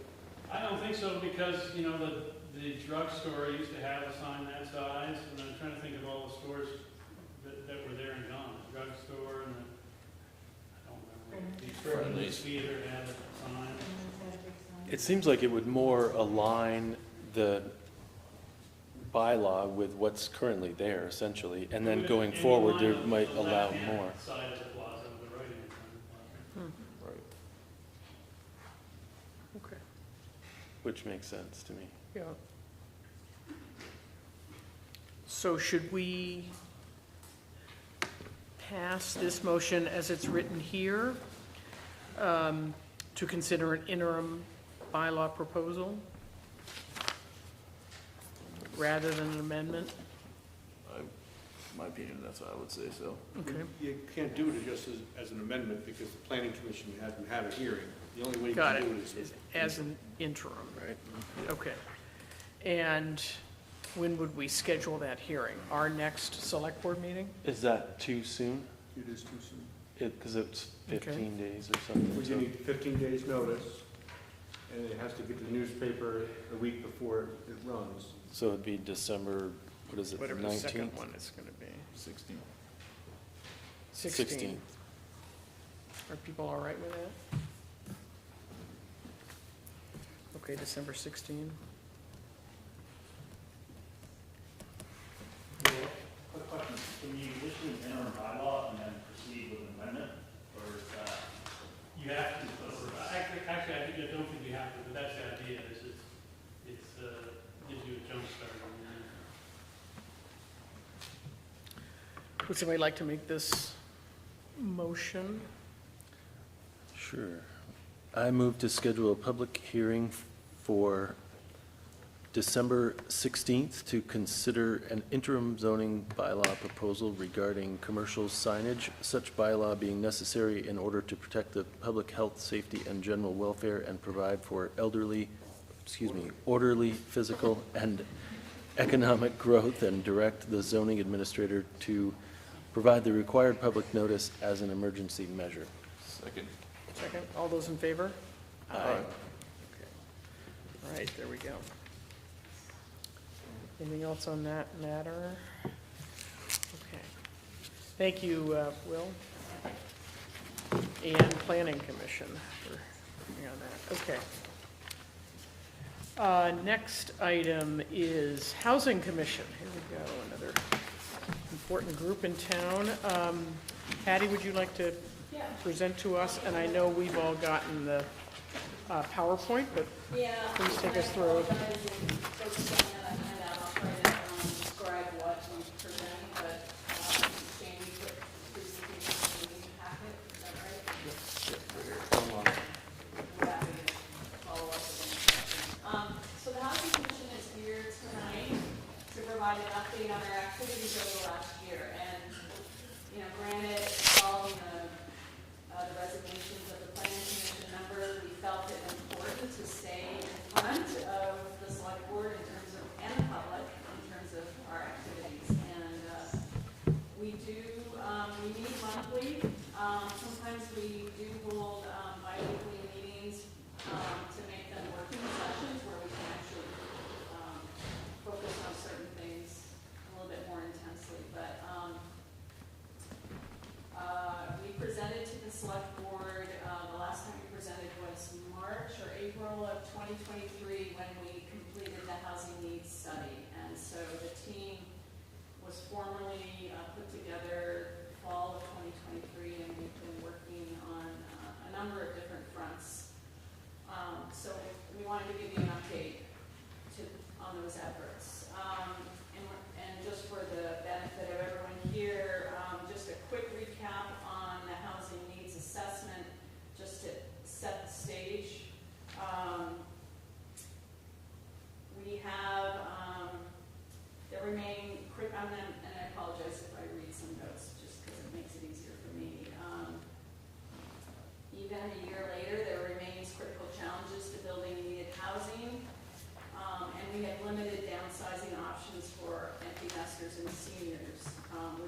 growing demographic in Londonderry in particular. On the demand side, the stats are not getting any better. There are some charts in the back of the presentation that come from housing.org, which is the state's database for housing stats. Housing price increases continue to outpace local wages, and median price in Londonderry is now over $500,000. It was below that last year. It's up another 6% from 2023, even after the large post-COVID increases we saw. And the median price in Londonderry now exceeds the state median, so it beats Burlington and other towns like that. Wages have improved, however, according to state housing data, over 55% of Londonderry renters pay more than the recommended 30% of household income on housing. And this is another interesting stat, over 25% of Londonderry's homeowners pay more than 30% of their household income on housing. Just briefly, so we're acknowledging an affordability gap. And that's what I think is the biggest challenge for folks, is addressing this gap. And what it means is that a typical household in Londonderry would need an additional $64,000 in annual income to afford a typical home. And we're talking households, possibly 2 income earners, not just one person. So market dynamics are not addressing this gap, as we've seen over the last year, and as a result, we're seeing collateral impacts with businesses restricting their hours of operations and workers making transportation. The workers are adding transportation challenges to their growing housing challenges. So we need some action, and because if we don't take action, we will continue to shift towards being more of a seasonal town and what we like to refer to as a hub for the mountain town community. Londonderry is that hub. We're not a luxury town. We have a good, solid worker core based in this town that service all of the other surrounding towns. Very quickly, just recapping our housing goals, and that is to grow capacity to address local housing needs, sustain and grow the number of homes owned and occupied by local workers, expand the number of quality long-term rental units, and assist local residents and workers to acquire local housing. The presentation does go through some details of what we've accomplished to date. Maybe touch on a few of these, so just based on time needs. One of the first goals, which we believe is probably the most important goal, which is to grow our capacity to address housing needs. And this is around learning about housing needs, looking at best practices by networking with communities that are doing housing well, and pulling together a knowledge base and resources needed so that we can affect housing needs. It also means creating a solid foundation in supportive housing, and this goes to advocating for housing-friendly zoning, which we believe the current draft of the bylaws does do good for that, and also supporting development of community wastewater. The housing needs study indicated that 300 households need new, improved, or alternative living arrangements in town, either because they are struggling with those expenses or they want to live and work in the area, but there's not enough housing to do that. We hear every day of teachers, potentially zoning administrators, road crew members, folks like that, that if they wanted to come here, they just can't because there's no housing available. Moving quickly on to, let's see,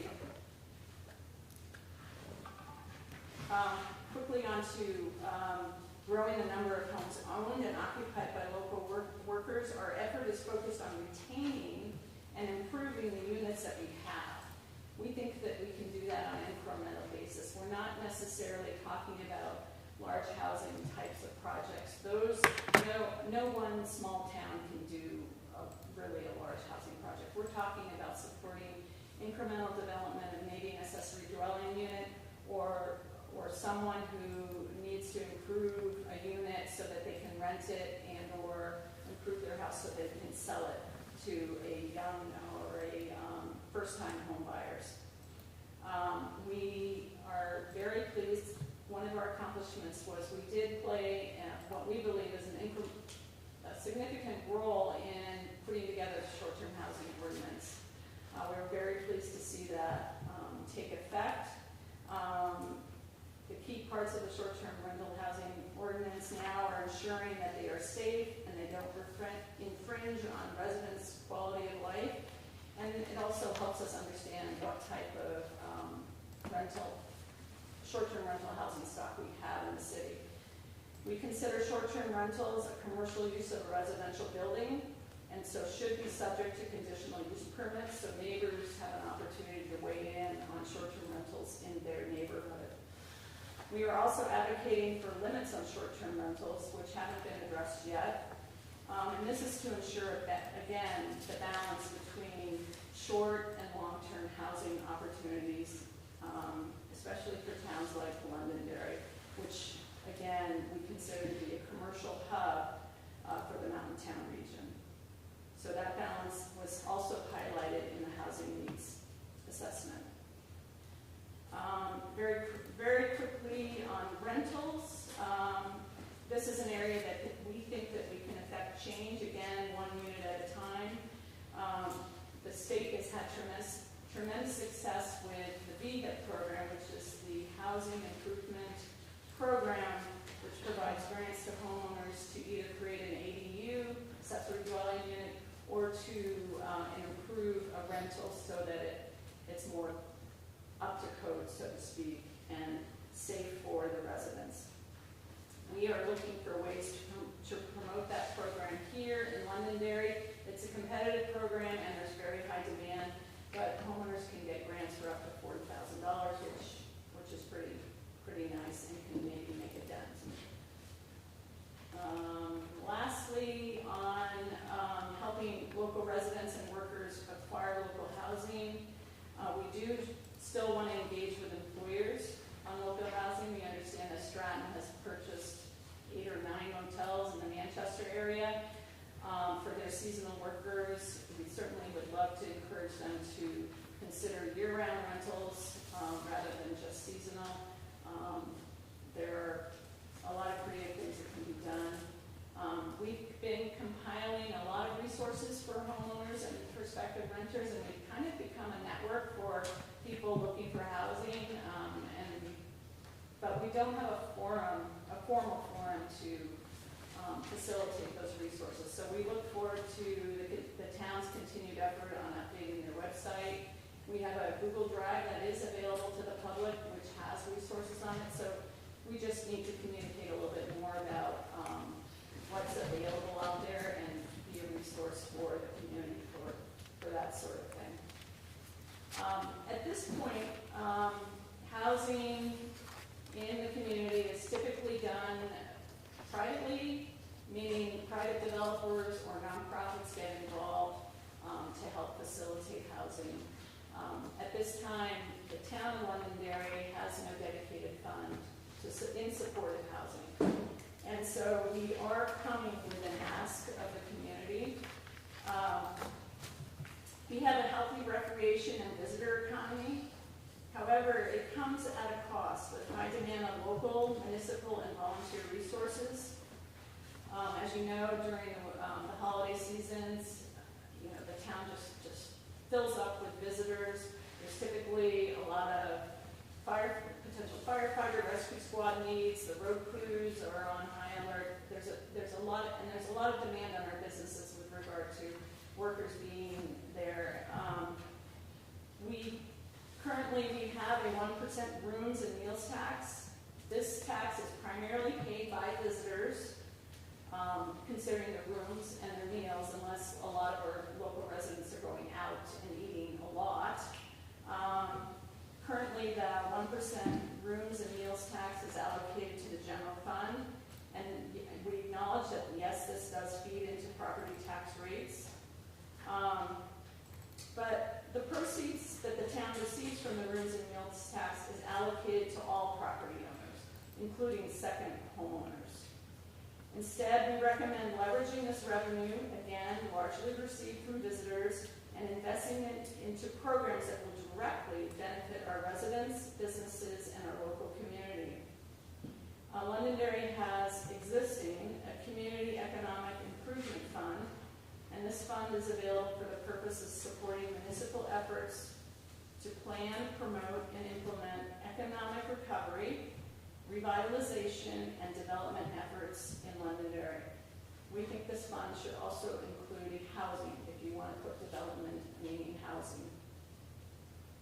So we are seeking the board's support. We're not seeking a yes or a no, we're just seeking your support to amend that fund to allow it to receive appropriations for housing, should those appropriations be available.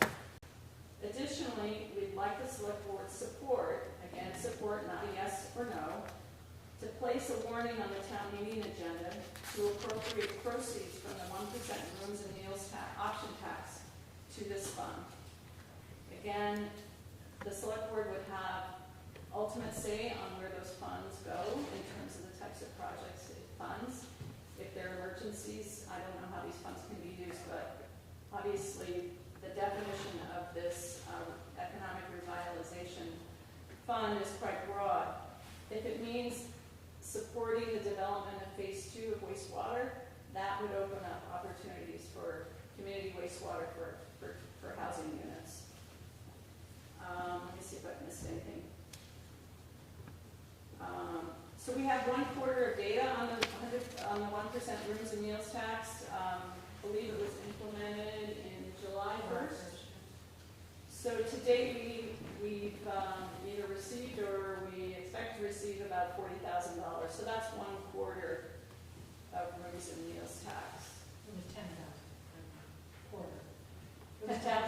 10,000. So we're estimating 40,000 for the year. So it's relatively. I just have a quick question. The town approved rooms tax in 2023, the meals tax in 2024. Are they lumped together from the state? They haven't lumped together. So they don't separate, because I can see the nexus between housing support and a rooms tax, but not necessarily a meals tax. But if they don't separate them, there's not much we can do. It came as one Huh. lump sum. So the estimate is somewhat conservative based on 1 quarter of data. We don't have a winter season under the rooms and meals tax, which may increase it, but that's a $40,000. We provided an example in our packet of where housing funds could go. I mentioned phase 2 wastewater system. It could be matching funds for any type of housing effort that the town is expected to match for some other reason. We presented, the concept of creating 2 ADU units with $40,000, so 20,000 matching grants. Let's say someone gets a rehab grant for $20,000, we would match it with $20,000. They have $40,000 to create a unit. That would,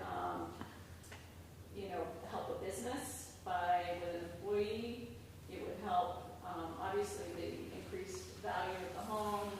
There would be more local taxes and property taxes related to that particular thing. And you have a new member of the community, which is hopefully going to be engaged with the community and maybe be a volunteer rescue squad or firefighter, those sorts of things. And, the best thing is that someone's got housing. So we've put together a sample warning that might go in front of voters in March. And after speaking with Shane, we would possibly have to amend the definition of the fund to include housing. And then there's the ask of the residents, whether or not they would support the appropriation of the rooms and meals tax to this fund. And, you know, I know of other towns that have the option tax and it goes to the general fund. And I just think early on, it's important to create those cushions or reserves for towns, because if you find that you might need them and or you want to invest in your community a little bit more. Some towns, these funds have become, unfortunately, a crutch for them now and they're dependent on them. So, you know, we're only into it for 1 quarter now, and I just think we think it's worth consideration, that's all. So that's it, thank you for your support. We welcome any questions. 2,000 members are here, and Bill, you can ask a question. I actually have a question to the board. Can I just ask one question? Tina, how about the alcohol? That's part of that too. It all comes, all three. It's all lumped. So rooms, meals, alcohol, all together. So how would you split it? I mean, so you, I don't know. Why would so you? it's all, Get some more Is it statistics collected by the from- state? Yeah. I would think you could tease it out.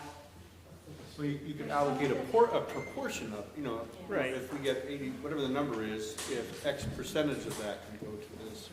Otherwise, Yeah. Do you think there's someplace you could find the data?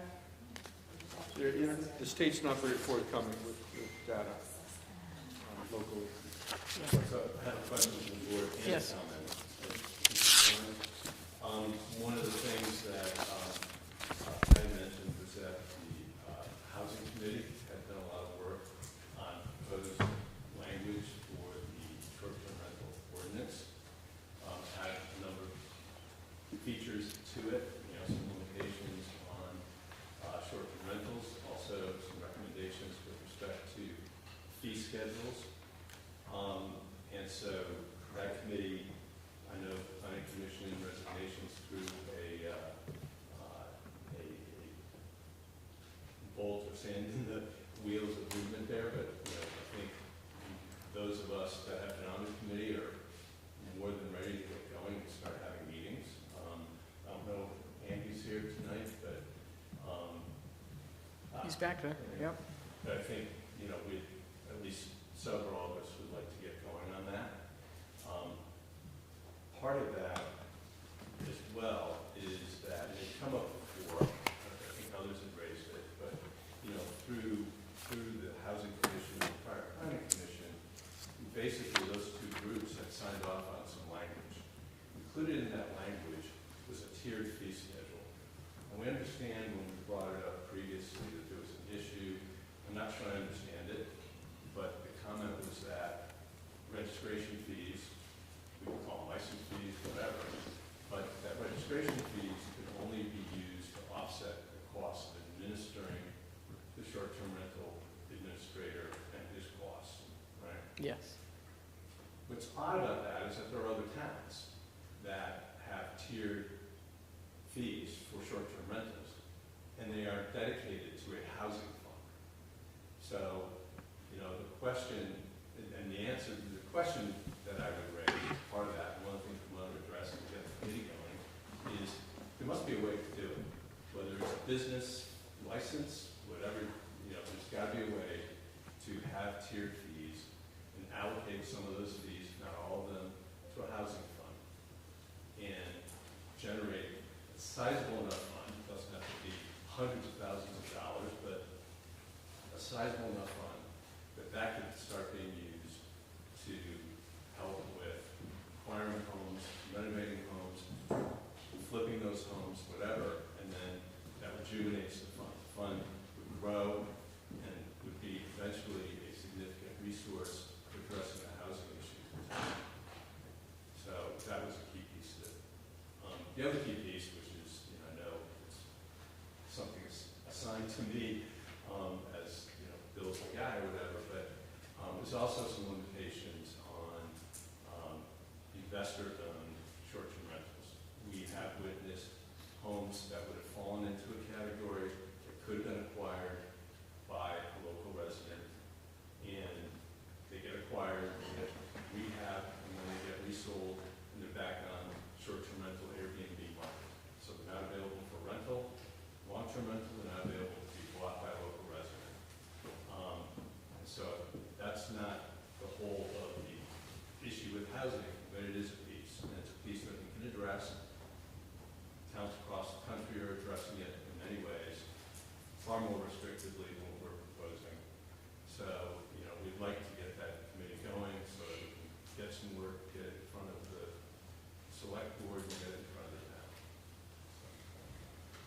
So the reason that the money can't be used for anything other than the payment of the administrator is it's regarded as a fee or a tax? It's not? Becomes a tax if it's any, I'm not sure if that's the right term, but Right. it's not supposed to be making a profit necessarily. It's supposed to be paying its way. But that may be a simple difference of calling something a registration fee, which Right. they are now, Right. or a business license, right?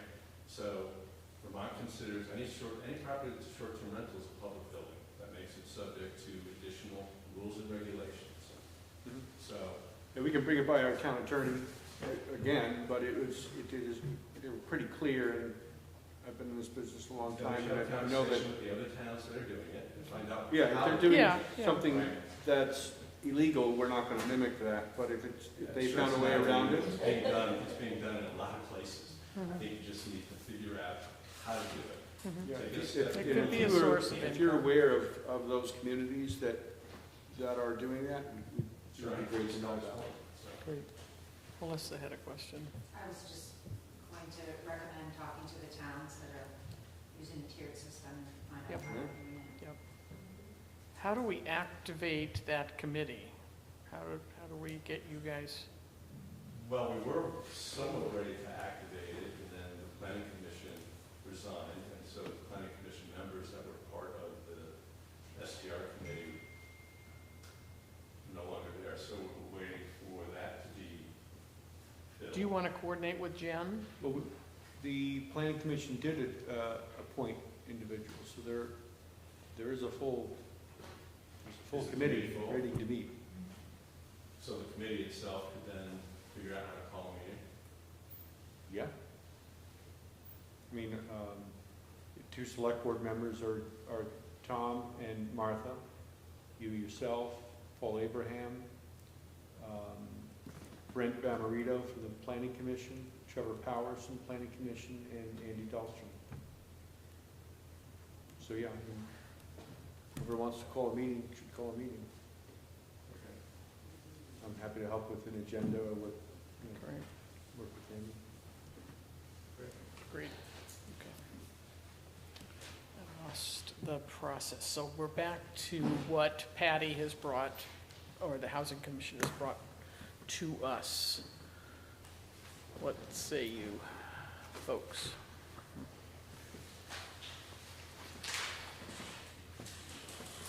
What would we like to do? If I could, I'm just thinking there's some technical difficulties in some ways, in that, again, the meals and alcohol, I mean, you would have to go back to the town meeting warning articles that specifically said that any funds generated from the local option tax shall be used to reduce taxes. You'll have to go back and change, you'll have to have a warning article that changes that meaning of what the use would be, changes the distribution of funds generated for, so, and again, if we're getting aggregated information for rooms, meals, and alcohol, then you can't really separate it out. No, that's why we. And so it would be a proportional share of whatever comes in, I Yeah. imagine.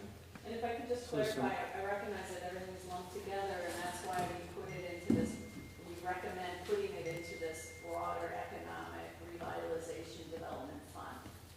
You So know, all the local option tax will go into the, Yeah. sorry about that, go into this fund, as opposed to, Right, and just to give you a couple examples, Dover, Wilmington, and I believe Woodstock, I'm not sure, they're all, well, Dover and Wilmington in particular are definitely recreation towns. Woodstock is just a heavy visitor town. They service Killington, I guess you could say.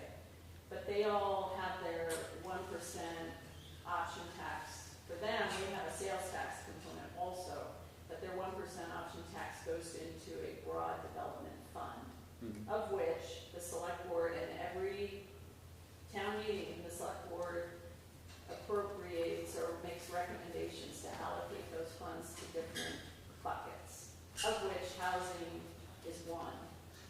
they do it at town meeting? I believe they do it or during their budgeting session or Yeah, 'cause whatever. if it goes to a reserve fund, that's a select board decision, not a town meeting decision. So this How do you- fund has full, I mean, the select board has full rights to use it and appropriate those funds however they want to do it. You have that flexibility. And we haven't even proposed any housing programs or projects to you yet. We have some ideas. We'd have to lay them out and bring them to you. But So we have this fund already, is that right? Yeah. Is there anything in it, Tina? It's 5,000 per year for like 3 years.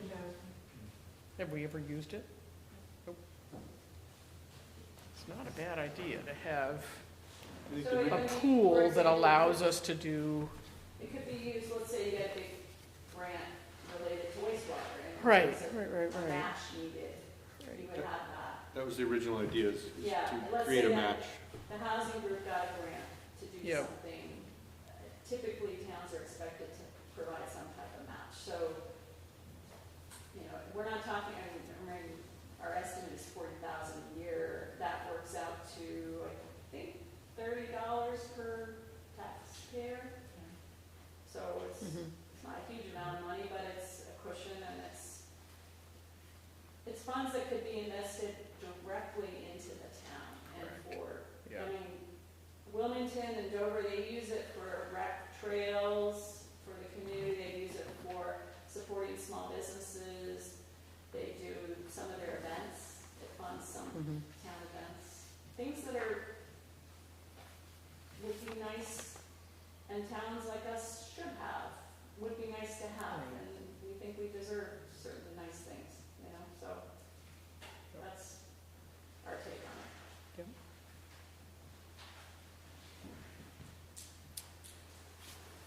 Would we like to ponder this, or what would you guys like to do? I was kind of thinking that because of, I mean, essentially, we don't have the exact wording of how this, We're a full board also.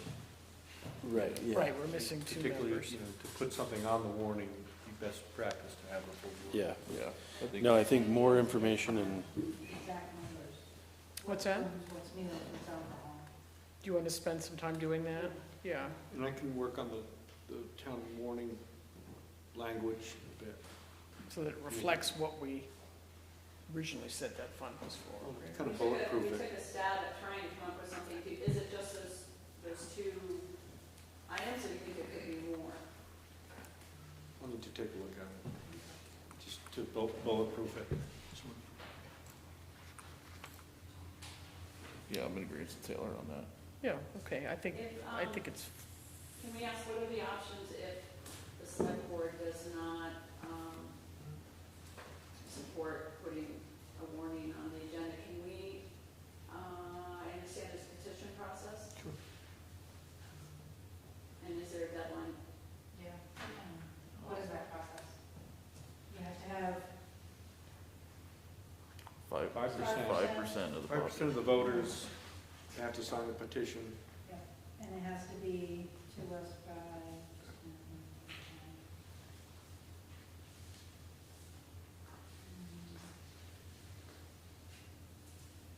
I can't get to my shared calendar. Do you have the shared calendar up? It's January something. Oh, did you put it on this here? I think I did. Maybe not. I don't think by pausing, we're It's a while. saying we're No, it's- leaning one way or it's the sometime in other. I January. just would like Yeah, and we're to not, be, yeah, we're not looking for a yes or a no either. It's, Right. You know, at the end of the day, it's gonna have to go to the voters Right. anyways. right, Um, yeah. But you're looking for support, so.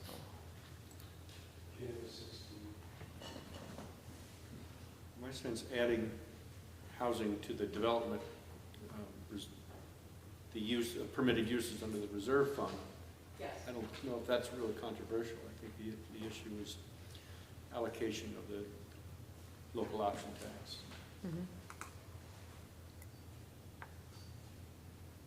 Well, I appreciate Yeah. the thought and the work that you put into imagining how best the Housing Commission can get to its goals. And I think this is one very logical way. I think we just need to wrap our heads around it and be there to support it fully. So, Thank you. yeah. Thank I you. think this is really well done presentation, and it's a very moving proposal. So. Other thoughts? Okay. That sounds accurate to me, I think. Okay. Maybe we'll put it on the agenda for the next meeting. Please, yeah. Actually, Yeah. we'll still be missing 2 board It's members. gonna have to be the second Jim one will of be away. December. December 2nd. That'd be December 16th is when I think Tom and Taylor are fully back. Oh, Yeah. okay. Yeah, I will be away for You'll be away, okay. So The I'll put first it on meeting in the December. agenda for the 16th. Yeah. Hang in there until the 16th. Okay. Great, super, thank you very much. Anything else we can do for the Housing Commission at this point? No, Nope. stay in touch, have questions, bring them, and are we aligned on the goals? That's all. Mhm. Because we're working and we're trying to do a lot of work. It shows, thank you. Yeah, thank you very much. Okay, short-term rental administrator, Andy, working in the back of the room there. So short-term registration and enforcement update. Come forward. They would all need to stand up. I'm gonna stand, it's sitting a while. I have 5 items. The last one is a question to put to you. Okay, 3. yep. Or 4, but 3. 60% of 4. Since, well, over the last 4 weeks, we were signing paperwork to apply to the Judicial Bureau of Vermont for these municipal ticket books. And this is my exhibit today. They have arrived. I won't tell you what goes into applying for one of these. They've arrived. I have, at the suggestion of Shane, had a great training session with the enforcement expert at the Vermont League of Cities and Towns. Trevor Whipple is a former police captain in South Burlington. He now oversees the advising of towns that want to enforce their laws. So I learned a lot about how to complete the ticket book. Trevor has offered to come down and meet with any town officer, because each of us has a distinct officer number with which to fill out the ticket book. But trust me when I tell you, you need a session of training. Preferably with Dr. Whipple, not with me, in case one-time student. I'll try, but I think we should probably find a time. We can host him to learn about municipal enforcement. I also have reached out and had a great conversation with Wyndham County Sheriff Mark Anderson, because there's there's assistance that he can provide in making sure that any ticket we issue is fully acceptable to the court. So we want that first. So 2 good contacts there. Also, a quick update. I attended 2 weekends ago the Vermont Short-Term Alliance Annual Conference that was hosted conveniently at Mount Snow. There was some really great information. I made a couple of, I would say 3 really important contacts there for Londonderry as it considers, reviews this first year with the short-term rental ordinance and thinks about modifications to a possible second year.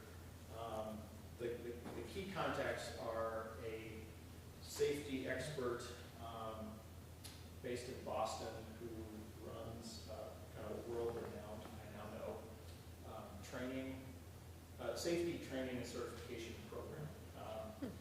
And I think that's, if Londonderry were interested in becoming known as a safe place for short-term rentals, I think it's worth us considering how to use this local expert.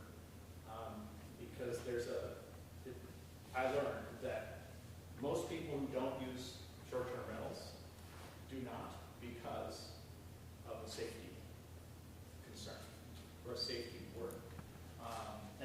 the business of trying to create more business in the short-term rental market, so don't misunderstand me there. But as long as we have them, my take is they should be as safe as possible. Because any tourist visitor who lays their head down in a home, I think, is extending an incredible act of trust. And we all know why people come here. If they're going to come here, I'd like to be part of ensuring that the homes in which people can stay are safe. And I'll come back to that at the end.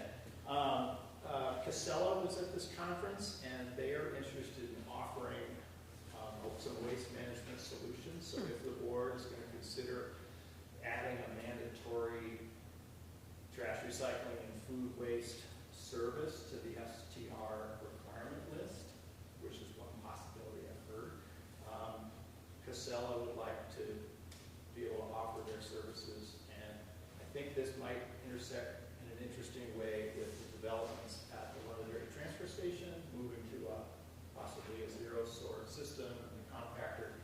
So I've already met with Esther and shared with her some of the things that Casella initially talked about, but they're going to put together they're going to study what they do now, consider what they might be able to offer for roughly 120 customers. The idea being that a hosted rental, with a homeowner there on the property might not need that service, but people who own property here that are out of town might benefit from it, or might be required to have that service in the future. So that's the Casella connection. And then the last one was with a Vermont-based rental housing platform, which might produce, they might be helpful in having definitely a more local flavor, more transparency, and more collaboration between the town and me or whoever's in this administrative role. There's a lot of talk among hosts of wishing to move to something that felt more like a mountain town platform or website or service, and moving away from the corporate global entities that we all know the abbreviations for. So there is a Vermont-based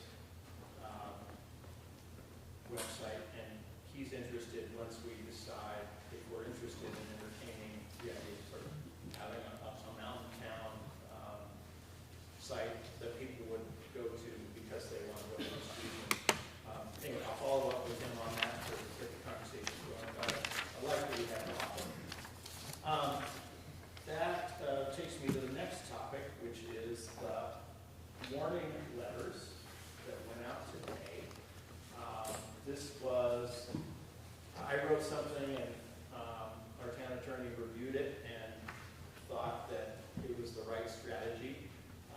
So what 96 people will receive in the next couple of days is another application form for the short-term rental registration, and a deadline after which they can expect to be subject to the fines that are in the ordinance under enforcement.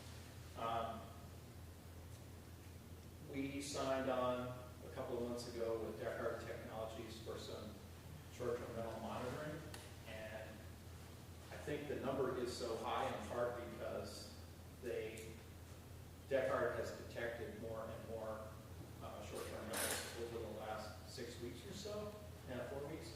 I think there may have been a seasonal low as well, but a couple of meetings ago, I thought we had about 95 short-term rentals with live, open advertising people were able to book, and now we're at 150.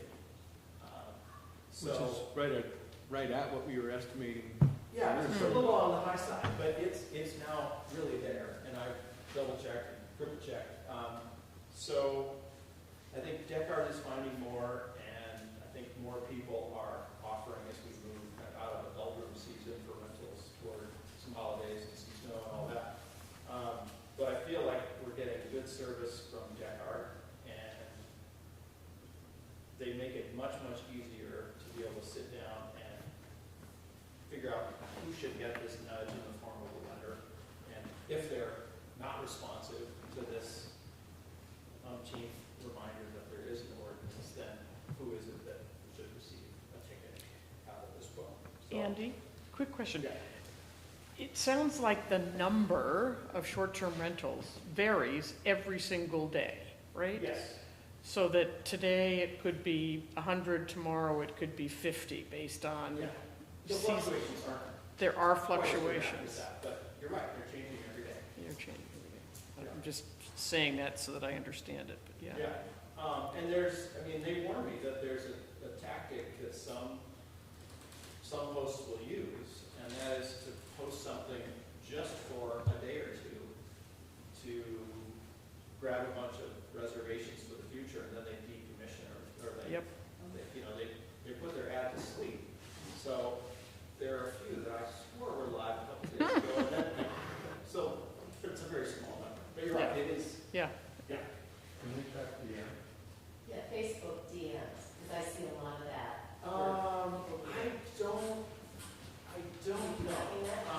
I haven't, they've not mentioned any direct messaging within social media platforms. So that's I can. Because I see that. I can ask We're that following very question. their Facebook and they're Yeah. DMing me. Right here? Yeah. I don't know, that's. I've been thinking of it all night. Andy, the 96 requests that you, or the new applications that you resent out, is that, 150 STR and minus 96? So I've registered 62 at this point, 96. And I thought, a month ago, I thought that was well over half and maybe edging toward 60% or 2/3. And now it's not. It's well under half because the numbers are up. Whether they're new listings or newly activated, I don't know. But no, the 96 is identified live listings that have not in any way submitted paperwork. And then I've got a handful of folks who are missing a few things, so they're not considered registered yet. Something like state fire marshal inspection, for example, that keeps things from being finalized. And then of the 96, this is just sort of a curiosity or an interesting data point. 19 are, I would consider local. In other words, they have a Londonderry or South Londonderry mailing address, and it doesn't mean they're permanent residents, but 19 local addresses and 77 are out of town, and the majority of those are also out of state. So that takes me to point number 5, which is the question to the board. Ticketing for non-compliance, which is a monetary penalty, which starts at $200 a day. It can be $125 a day if someone uses the waiver fee, which means not to contest in court, but just to make this headache go away. The letter I sent gave people until next Wednesday, the 27th, to respond, to get them out of the expectation of a ticket. Is it the board's wish that I begin to craft these tickets? Let me change my word. Fill out the ticket book. It's not a craft project, but would you like me to begin using the ticket book for those who continue to be non-responsive and non-compliant, obviously? Or would you rather I hold off because we're moving into a busy holiday season? You could explore that in a number of ways, why it's stressful. It's also the darkest month of the year. We could wait, or you could ask me to wait. I'll do what you want. If you wish, to schedule a delay of some time. But I'll tell you, my advocacy is that we start to bring people into the conversation that happens when they register their STR, because in light of the safety seminar that I attended, where all the talk was of the Okemo condo fire, that I think 10 volunteer fire services fought on October 19th, I think that was. I was not part of that fire at all, but I was on scene for the Bromley second home that was laid 2 Fridays ago. And I feel like anything we can do to ensure that people have someone to challenge them to have a safe rental home is a good idea. So that's my advocacy, but obviously there are more perspectives than just safety and fire safety. There are a lot of things to consider, but that's my question, and I'm not expecting a spontaneous answer, but if not tonight, could we maybe at the next select board meeting, which will be, I think, the 4th, right? Second, whatever. Is it? December 2nd. Second, okay. Coming out of Thanksgiving, does that sound like a good date? Time-wise, I'll then know who has been unresponsive. So we have a question before, Chad. Yeah. So if I understand you correctly, you're saying that people are actually registered, but then unregistered after they rent their place short-term? No, I don't know about that. No, I was just saying, they're maybe doing short-term rentals on the Facebook platform as opposed to Airbnb, and I don't know how, I was just questioning if Decker caught those. Yeah, sure, but I will ask them, because that may be an additional, I mean, there are a lot of people that list their place on 8 different. Right, there's so many. So, yeah, but what the ordinance says is that you may not advertise at all without being registered. Can I follow up on that? Yeah, So I have a caretaking business. My wife cleans houses. And we have several clients that are telling us that they are not. Chad, direct your I'm question to me. serious. Yeah, sorry, yeah. They're willing to short-term rental their homes for shorter periods of time, Right. so that they don't have to. Below sign 14 up days. for short-term 10, whatever the date is. 14 days a year. It's 14. Can we lower that in the town of Londonderry? It's a definition, that's a state definition. State Well, definition. actually, it's a US definition. it's tied to. It's a tax. Yeah, it's a tax Yeah. You thing. can do 14 days and not register. We also, part of our monitoring software will show all rental activity, assuming it came through a website of some kind. They identify bookings, and so I feel like I've been able to verify that someone who told me in June they were going to rent so infrequently that they thought maybe they weren't going to be subject to the registration. I agreed, the way it's written. I felt like they didn't need to pay the fee and submit the paperwork. The records we have of their listings and their bookings suggest that that's absolutely true.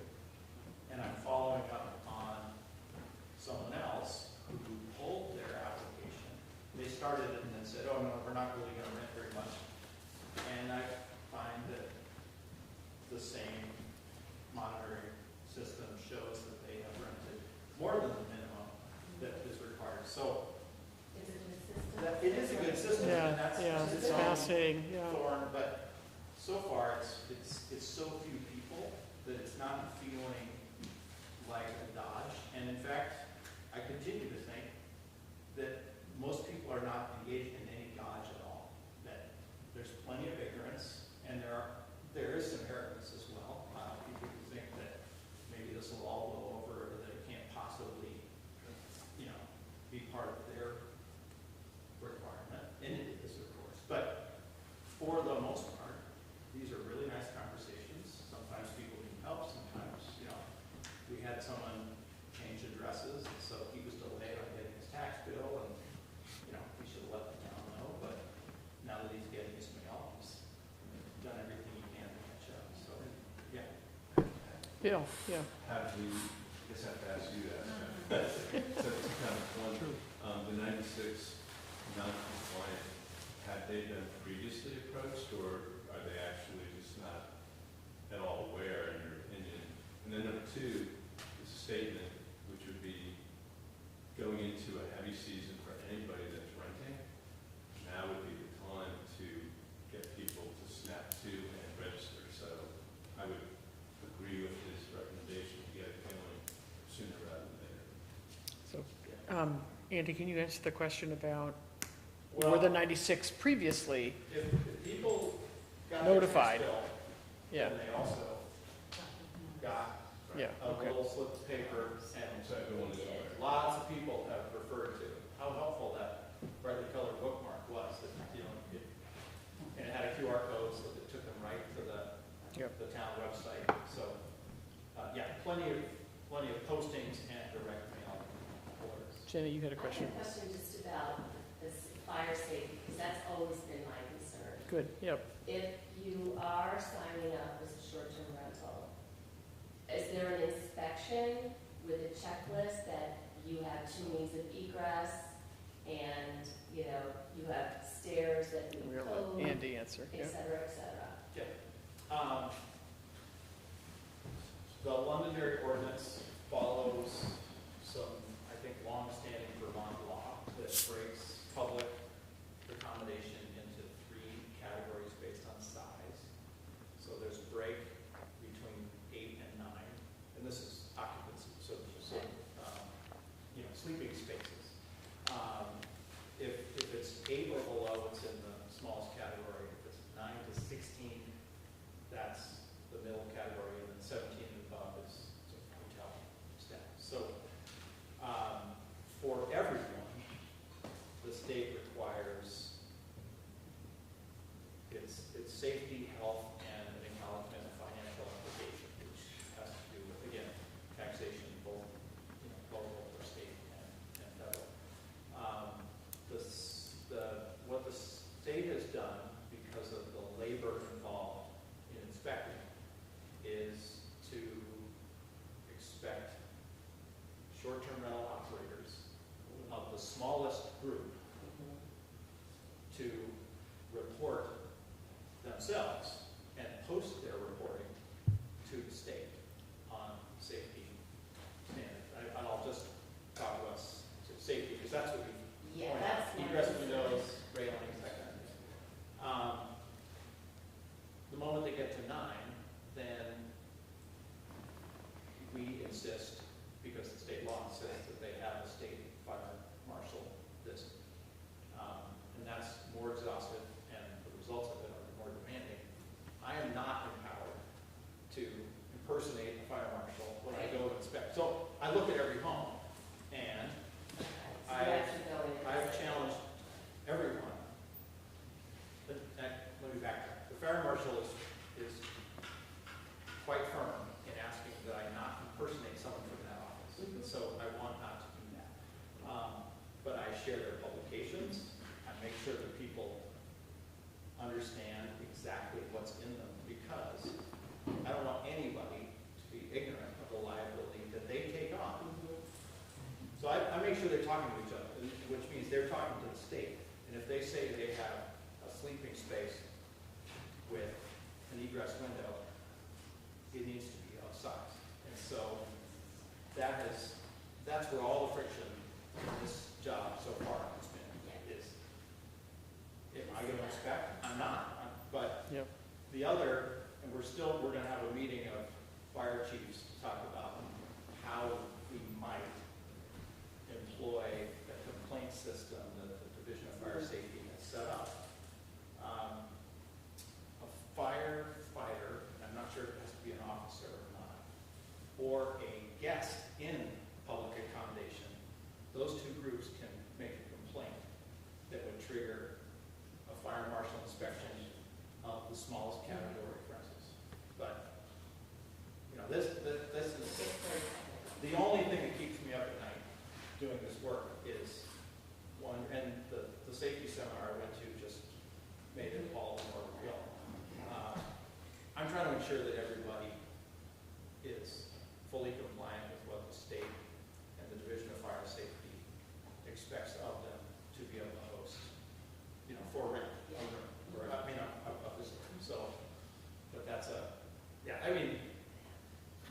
up everybody's time, but I have a lot more to say on this topic, because it's a tough, it's an imperfect system.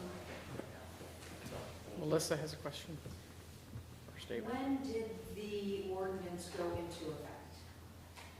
I have a couple of follow. Yeah, July 1st. July 1st. So when did the tax bills go out? 28th was the date that we sent. 28th of what? July, sorry. July. So, yeah. So people probably got them September 5th, let's say, right? no, No. August, August. August. Yeah. Yeah. Yeah. So, But can I chime in?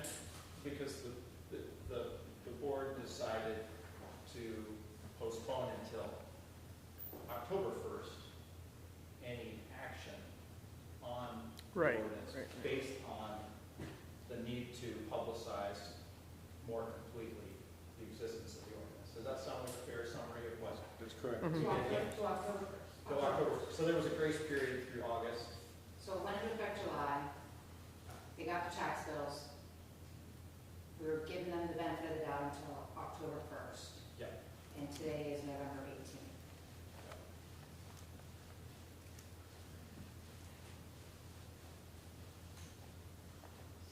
Do you want to suggest Well, I think. which way? Time, I would say, it's time.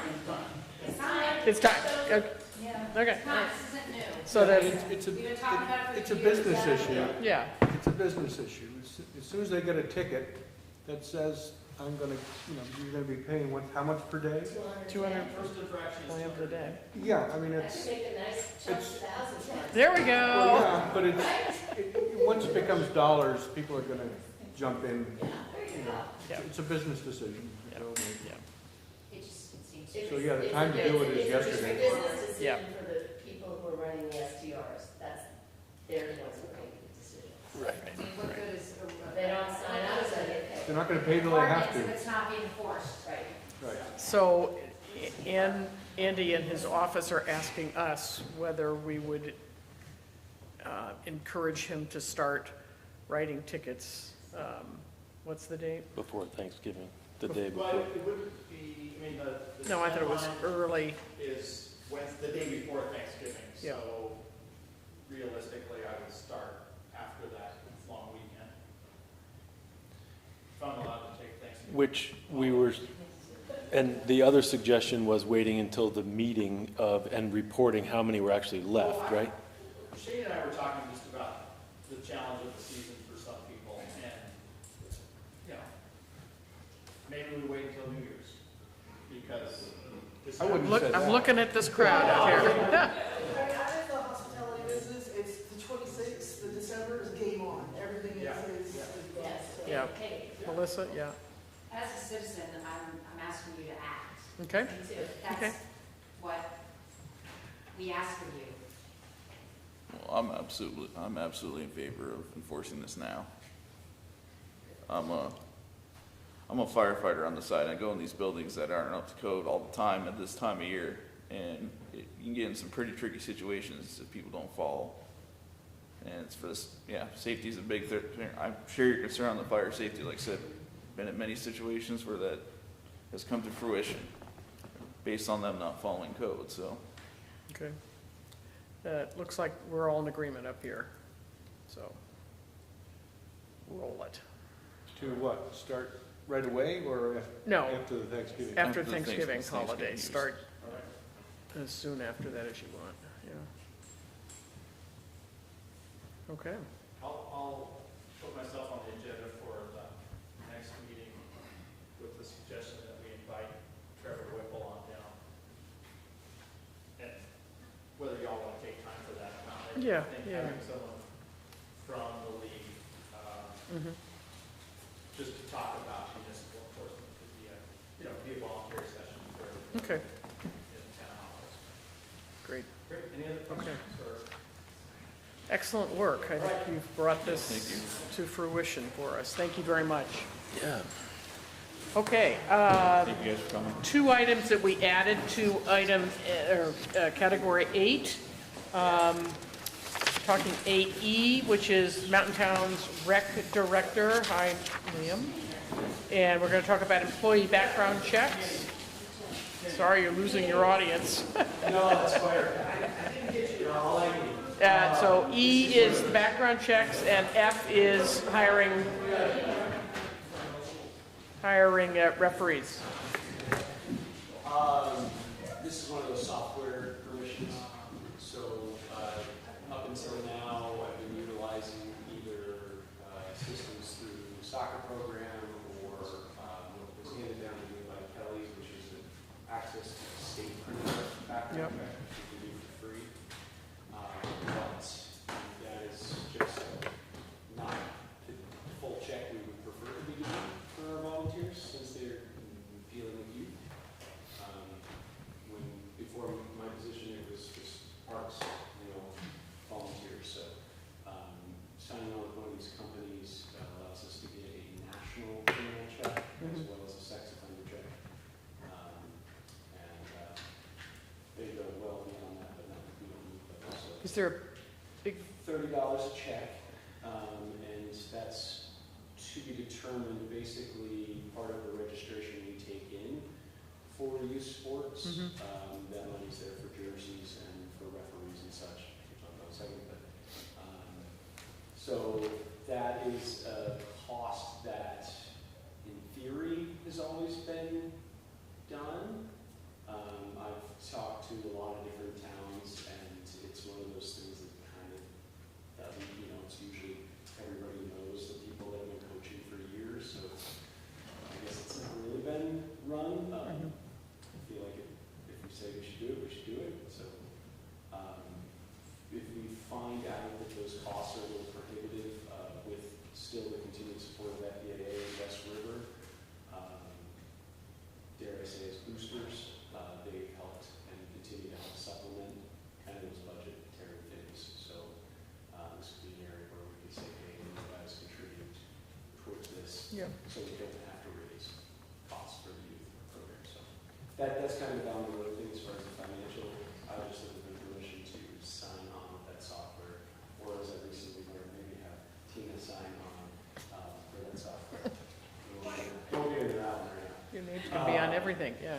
Yeah, but What number of individuals would you anticipate, like how many background checks per year are we talking? Right now is our heaviest season because we've got basketball and Nordic. So I am, what is the number? It's well over $1,000 of checks. I think Nordic particularly has a lot of volunteers. So there's a conversation that could develop of, well, we used to just take anybody we needed, but how many do we actually need? Basketball, baseball, and even in soccer, really, it's been like, hey, we need a few more, so we're not on extra on that. But I also don't know the Nordic program as well. They might have exactly what they need. So. But yes, it's an annual amount. I would have to get back to you on that. I was just curious, roughly, is it a big number or just? Yeah. I mean, the programs, they all seem to cut off at less or more than 300, and we're under 300. I would put us at about 150 for a whole year. It depends on how many teams we have and how big those teams are. Sometimes you need volunteers. So the reps are all volunteers? That's a different topic. Refs Oh, will be coaches paid. We do sometimes get some refs that volunteer at a time. And do they do the VLCT has volunteer forms? Do they do that? That's good to know. Yeah, they recommend that there's a volunteer form that has to be filled out. Okay. Does that also involve a background check? No. Okay. I don't know that. Could be modified to May be include. related to it, but I know that there's something that, I don't think it is. I think we had our own volunteer form. I'm sure it came from the VLCT That would make guidelines. sense. Yeah, I mean, if there's other knowledge on this topic, reaching out with Brattleboro's Parks and Rec, which I think was either your connection or Bob Fisher's connection. Yeah, both. And she uses a company called Sterling, which is who I've been, why this is down to wire right now, because I've been waiting, and they just, their customer service has been, zero. So I finally started looking at other companies, and they're just like our softwares, they're all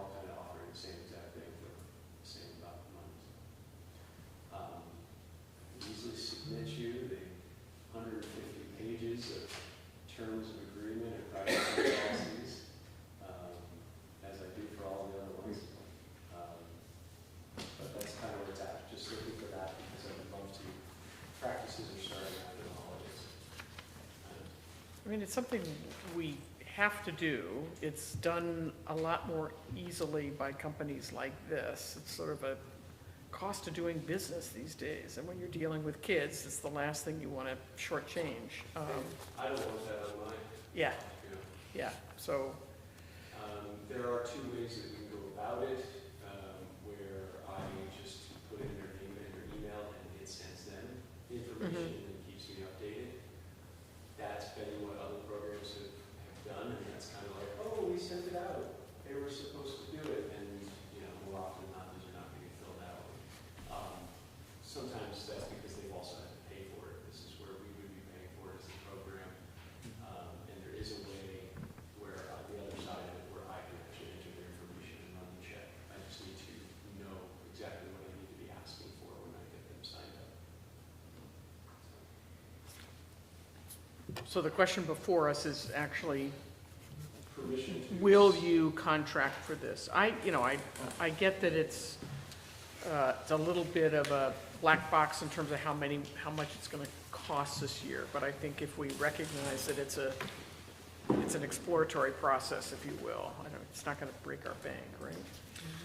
It shouldn't affect, it could not affect us at all. Right. It could be a cost that goes on to the families. Yeah. Which sounds not great saying that out loud, but Right. it's costing somebody somewhere. Yeah, part of registration, yeah. And, Use it's the terms of use, I mean, it's many, many pages, so. It is, and I thank you for bringing that up, that is the Sterling one, and since I, just in the last few days, finally learned about the Checker. Oh, this is not, That is, it is a company that we can use, again, same. yeah, it was from 2013 also. That was from. Yep, yeah. They got on their website. Great. So, But, okay. Checker is the company that, again, they're all the same thing. Would somebody like to make a motion? So the name of the I don't company know is that we Checker? can because we don't have the terms of service from Okay. Checker. This is a different Yeah, company. yeah. So, Can you wait? I mean, I definitely support what we're trying to do. I don't know how does that support transfer to what you need tonight? That would be something I need y'all to answer, because it's kind of a policy of getting that permission from the select board to sign on the software. Yeah, if we're gonna enter into a contract, the board has to authorize that, so. But okay, so the company name is Checker, Check. and the service is background checks.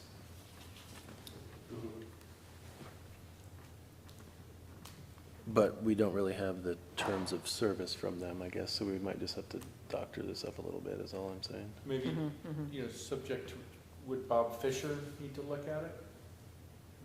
I mean, I look at this as the same as PayPal and the website thing that we did, like, it's all kind of, they're just this. But it's not a service, we don't have an annual fee or anything like that, it's, That's true, yeah, but there's no annual, this is just a. so then there's Oh, no okay. like evergreen clause where they, if we don't within 90 days of something, all of a sudden get dinged for the next year. That is I mean, correct. that would be the, It's just saying that you can one by one use their service for Yep. those I purposes. was chatting with their salesperson today and asked the only other asterisk was pass-through fees. So what that was explained as is depending on what kind of searches you're doing, there will be other fees that they get charged to do the searches, and that was DMVs and county searches. So, that's not something we're. is there a term, and insofar as termination, you can terminate at any time or 30 days notice? Or? Yeah, there's nothing really terminate, yeah. So you're not signing anything with them necessarily, you're just asking for permission to use their services, to, I believe that's the case. I didn't go down this. I'm sure there's a terms of use. Yeah. I thing you actually got to buy. got them on the OneDrive, all three of their agreements. I cut and pasted in the Word document. So, I can share that with you ASAP, but I know if it's a formality that we can't make the decision here, I get that. This has all just kind of happened in the last few days.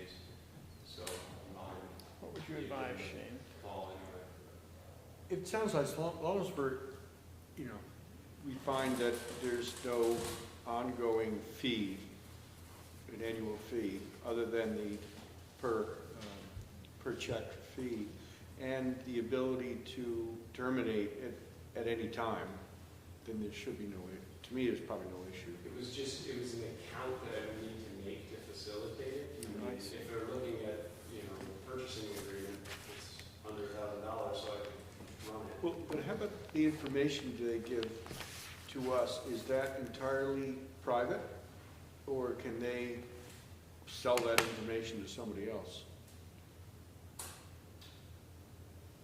That's interesting. Because if you do a background check on someone and it's clean, then nobody really cares, but if it's maybe not clean, do we want to be responsible, you know, somehow in the chain of dissemination of potentially bad information that may be incorrect and puts us in a situation? I mean, it'd be interesting to see if... They do it for healthcare and looking them up. They do It's a it huge for, company, drug testing. Right. driving records, So- employment verification. That's great, and then they can, you know, they can lawyer up and stick it to us. Making the account is it houses all that information. It keeps all the reports, it shows me who's completed and who hasn't, or how long we're waiting on, you know, blah, blah, blah.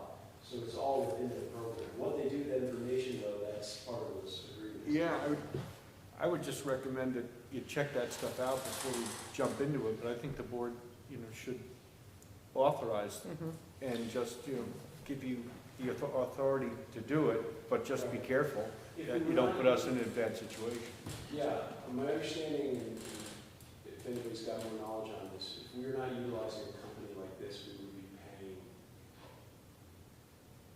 the police department. I mean, I believe that's how I had to go to get access Oh, to yeah, the ERS. Yeah, it'd be. It's a great idea to do it. I'm not questioning that, I'm just, Yeah. So what do you- they do with the information? That's Well, I mean, that's interesting. I mean, we could go old school and just, but that I have to go down, fingerprint, our volunteers. No, I'm just suggesting do a little homework before you push the button, that's all. Yep. But we That's can just my give you the recommendation. permissions, yeah. Well, and rather than authorizing to execute the agreement, wouldn't we just say, open an account on behalf of the town? Or, like- Yes, I just don't know much about it. Right, I guess that- I always thought it was that agreement that came through. yeah. Well, and I'm just kind of hung up on what you need from us, you know, what level of authorization we're, We execute any agreements or documents on behalf of the town.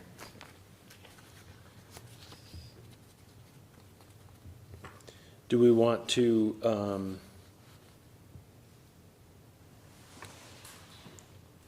I know that 100% I would be making an account and we would be paying them money for their services. per request though, right? Right. There's no annual, there's no. Right. I'm not exactly sure what the parameters of, like I keep coming to you for these requests, but I'm just told I'm supposed to, so I'm not sure what the limitations are.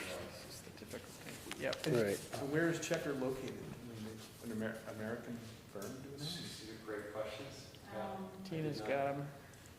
Yeah, they're, doesn't say where they're located. I mean, I'm sure we Yeah, can I find a mean- mailing address, but. yeah. Right, I mean, no, they, I mean, they do all over the world. They do have encryption, standard encryption. I'm just asking questions. Good questions, good questions. And I thought this was gonna be a quick one, Josh.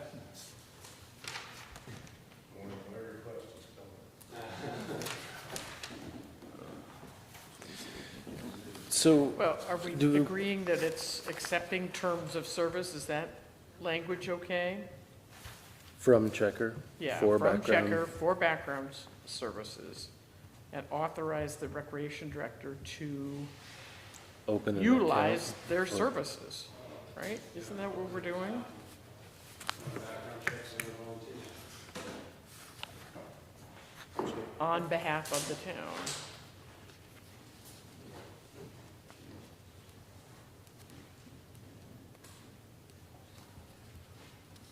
So that gives you the permission to go ahead and, Open the account. yeah, open the account and start using them. And I will dig a little deeper before I press over. Press the button. Okay, all right. Anybody want to make that motion? I mean, I'm happy to do it. Yeah, it's Tina's fault. Are we okay with that? Yeah, you said utilize your services at the end. Yes, and you, so I move to accept the terms of service from Checker for background check services and authorize the Mountain Town Recreation Director to utilize their services on behalf of the town. Second. Second. All those in favor? Aye. Aye, okay, great. Okay, now, the hiring of referees.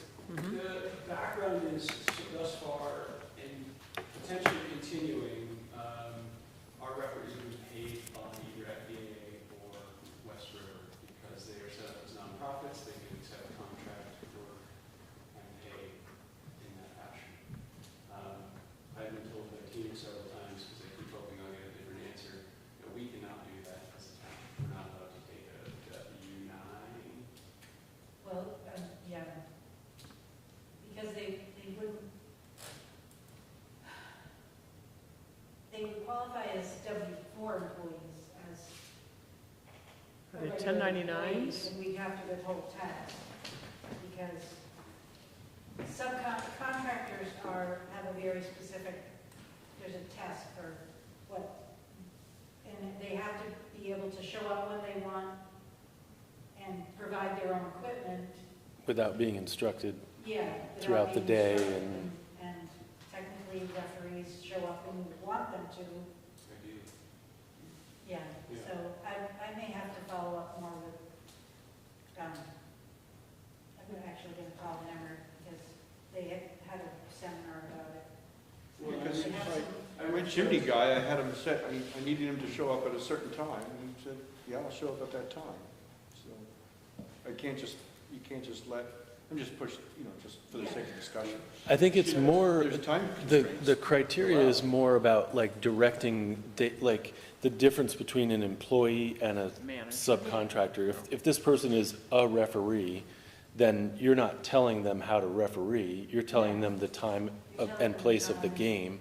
They're doing their work without instruction, so I think, I didn't have time today to look up yeah, no, I don't know if what I'm saying even clarifies it, but I'm just, I went to a human resource seminar, and there was a whole list of taking like a litmus test for what qualifies as subcontractor and employee. right. And so what are other towns doing? Like, That's what I was gonna say, I wanted to pull up the email to double check that I'm saying this correctly, but, Carol, a Chester lot. and Ludlow, do not hire as contractors, they just hire them as W-4 as a paid employee. Which brings me here, that if that's what we need to do, sometimes I need to hire a ref on the spot, or ASAP, and having to then come to a select board meeting and do No, a that formal seems- hiring process. Crazy. It's new territory for us, I guess, as a Yeah. town. So I don't know what our options are. I know Shane's mentioned that, since the whole town manager would be, but No. it's not, we don't have, select board hires, right? Yeah. Right, I'm not suggesting we even talk about that. All I Okay, no, indicated okay. was, we can't do that. There's other ways in other worlds, but ours is select board hires. And I don't know if there's a way that I can get, or Tina somehow, just for this scenario? Or is there potentially a Well, way that we can hire? One, they as a wouldn't get contractor? paid unless they provide me with the W-4. Sure. I can have them fill that out. Yeah. Right, can't that be Before- sort of like sitting right on the clipboard when you hand it We've to done them? this with FBA and basketball and the tournament, it's like, oh, hey, by the way, can you do, and a great W-4 right Yep, there. bing, bang, boom. Yeah. And then they're. And then a request for payment or something. Yeah, But, and I could put them out, I could pay them separately from regular payroll and do like a separate Right, pay order so that you could see, okay, this is what we use for refs.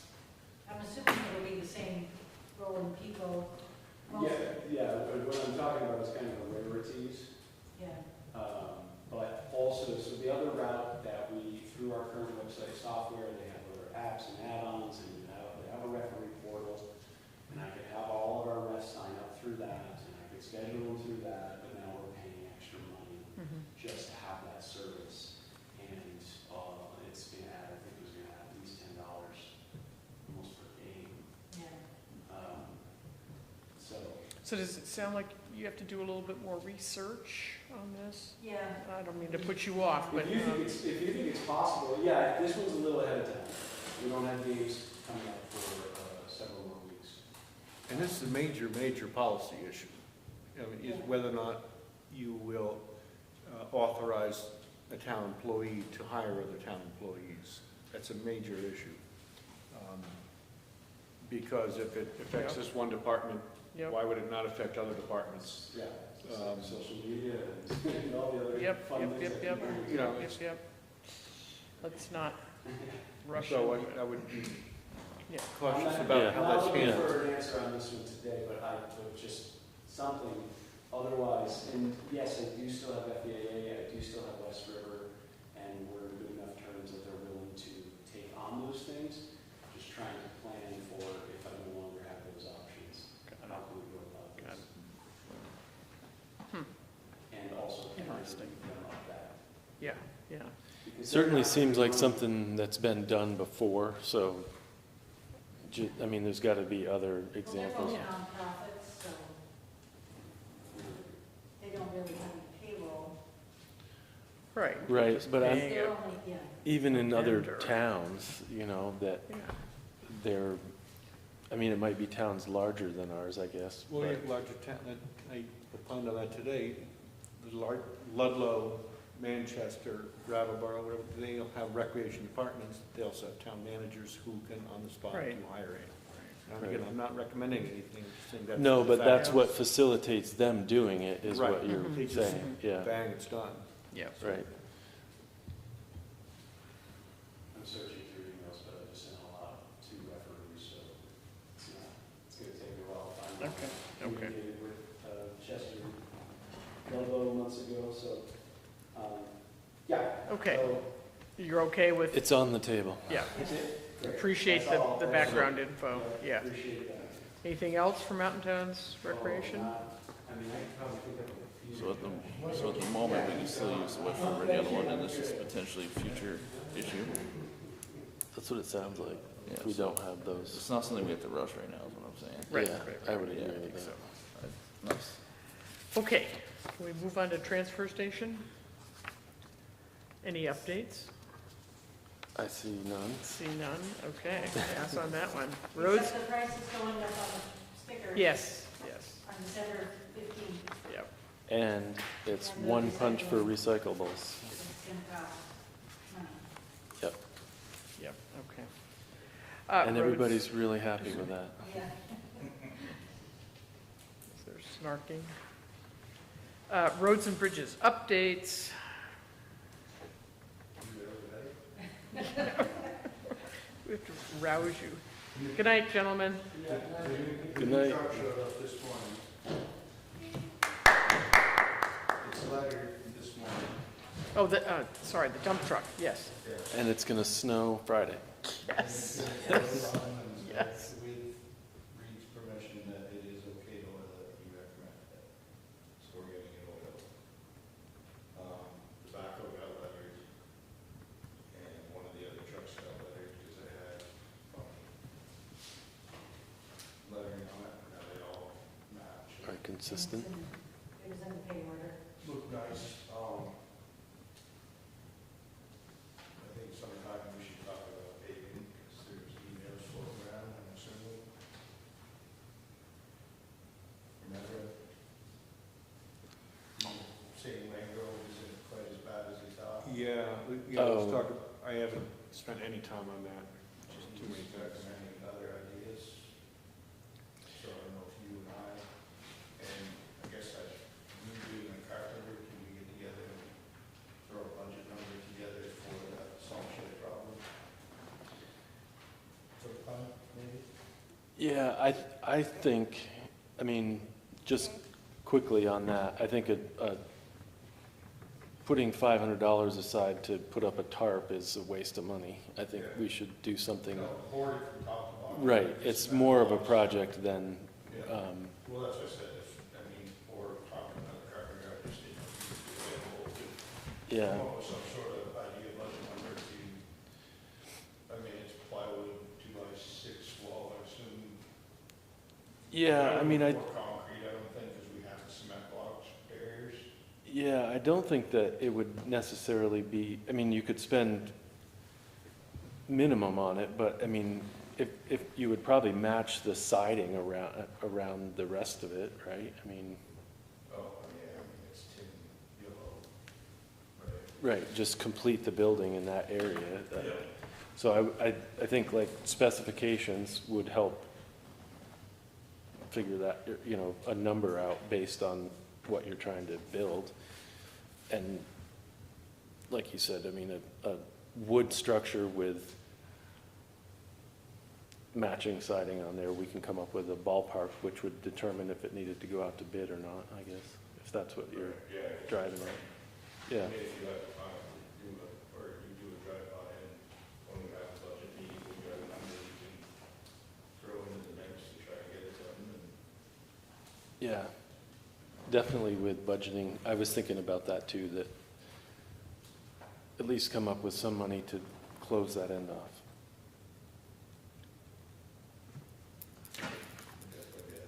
And the paving thing, I did see that, and I don't know the answer to it really, but I agree with what he's saying. I think, the paving that was done is going to extend the life of a section that is incorporated in a much larger project that's proposed for next year, so. And we need, because we got grant funding, the Class 2 paving, we're gonna potentially have to amend that agreement or that grant. Right, well, that was the part I told everyone, I wasn't sure if that was specified. Yeah. Or class 2 or 3. Right. If it had to be. It has to go toward that, but, so, well, yeah, I'll try to figure that out this week. I saw that email come in last week, and I was going most of the week last week. I just figured I'd break it out, not to Yeah, take a lot of time. Who has suggested that it? Everett Hammond, the engineer. Report of our paved roads and everything, he was out there doing inspections, forward looking, and there's 1,750 feet, it's really bad, and the rest, he said 5 years, I said 3, but, so it's 3 to 5 years, it probably will be a good road. Let's invest this money on a different one that's, we've done fresh Band-Aids out there, and let's not tear up something that's in pretty good shape. That's where I mean, conversations with him. Little Pond is desperate, Winhaw Hollow is desperate, Spring Hill is desperate.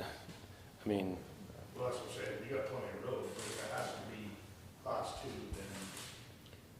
2, then. Well, if we want to, just 175,000 has to go to the Class 2 road. And it might be that's what we're going to spend on that road anyway, I don't know. Yeah, it was like 1,750 feet from Route 11 to. Well, let's try to huddle up this week and figure that out. Yeah, and I think if we included culverts, you're easily going to spend that, even on Langrove. 3 intersection. Oh, so that's not a lot anyway. But. So, not 100%, but I think there's only 3 in that area that like he said, you could just skip it, let it be what it is, and take all the money and put it, it's up to us. Lane Road was the next road due, but like he said, these are my suggestions. You can change it. Yeah. Because of the quality of the road or, whatever, the conversation you had on the phone.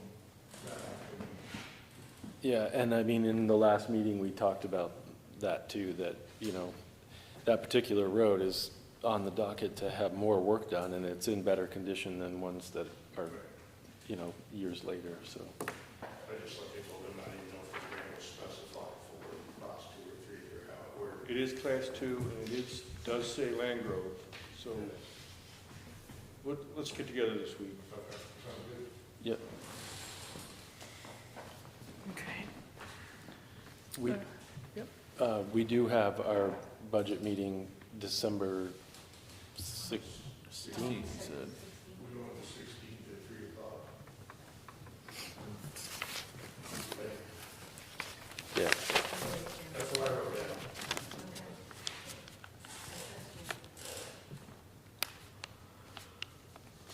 And that budget will have to accommodate that grant project. We'll figure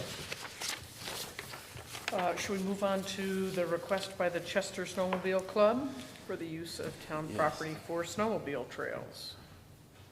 I think that's an easy one. Is that an easy one? Well, it's a little bit different than the previous year. Last year's included Mansfield, and this year it's Cromac. Yep. Makes sense. It's just the only difference. Okay. I'll make the motion. Okay, Jim? I move to approve the request from the Chester Snowmobile Club to use a portion of both Lowell Lake Road and Cromac Lane for snowmobiling between December 15th, 2024 and April 15th, 2025. And authorize the town administrator to execute a Vermont Association of Snow Travelers Incorporated landowner permission form on behalf of the town. Second. All those in favor? Aye. Great, passes. Okay. Thank you. Thanks, Josh. See you soon. Yep. Old business, discuss forming a steering committee for FEMA long-term community recovery plan. Do we have to? What's that? I said, do we have to? Well, they seem hot to trot, which is good. Yeah. In the last meeting, the board suggested putting it on the agenda. Yeah, yeah. It was, Yeah, no, I was. it was also discussed at the last planning commission meeting too. Yeah, and I'd be happy to serve. I told Tom I would, because as the Londonderry fireside / here Yep. for that, and he was gonna try to find a South Derry fire member, and then they were also working on EMS as well. Okay. I can't remember where it said Paul. the I'm trying to distribution of volunteers, but, Paul, that's always comes to the meetings. Alvin, Yeah, Handler. he was gonna do like from South Derry, and also, and then, Rick, what was it, Rich Phelan? Rick Phelan? Rick Rich Phelan. Phelan. He was gonna do it as well. Okay.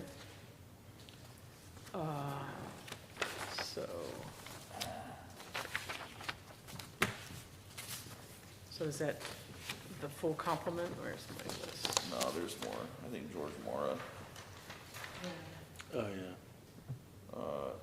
there's Do another we one. I Two didn't from know the, what to put on there as a there's gonna be two motion, we gotta know from what the the board planning wants to go commission, on. Right. We don't really have much. I think. All right. Yeah, I think it's one or two members from the planning commission. Right.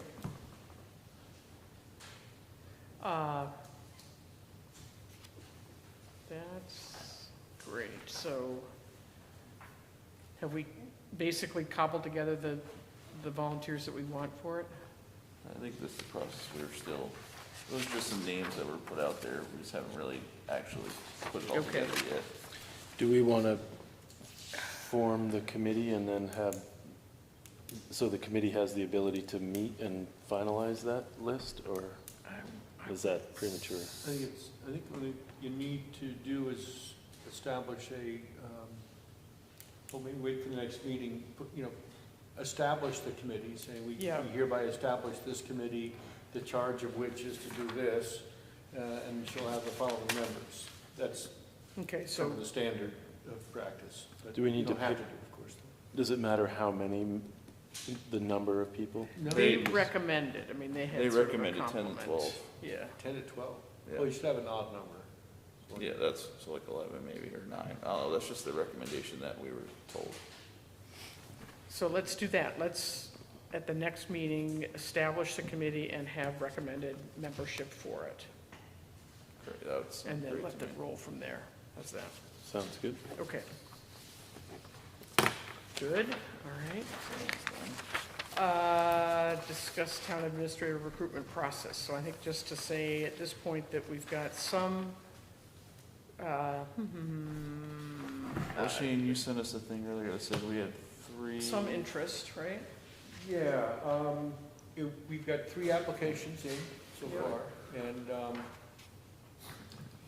and I've responded to each of them just by saying, thank you very much. The board has indicated that it will begin, reviewing applications on the 16th of December. Yeah, it was the Yeah, second so week, let's yeah. let it continue to Because rise. then they basically gave us December and January to start the interview process, and then But what I did put in the meeting packet, I think, is, I included just the snippets from the website, Yep. the first one is on our website, and the Vermont League of Cities and Towns classified, and then they likewise classified from New Hampshire Municipal Association and the Massachusetts Municipal Association.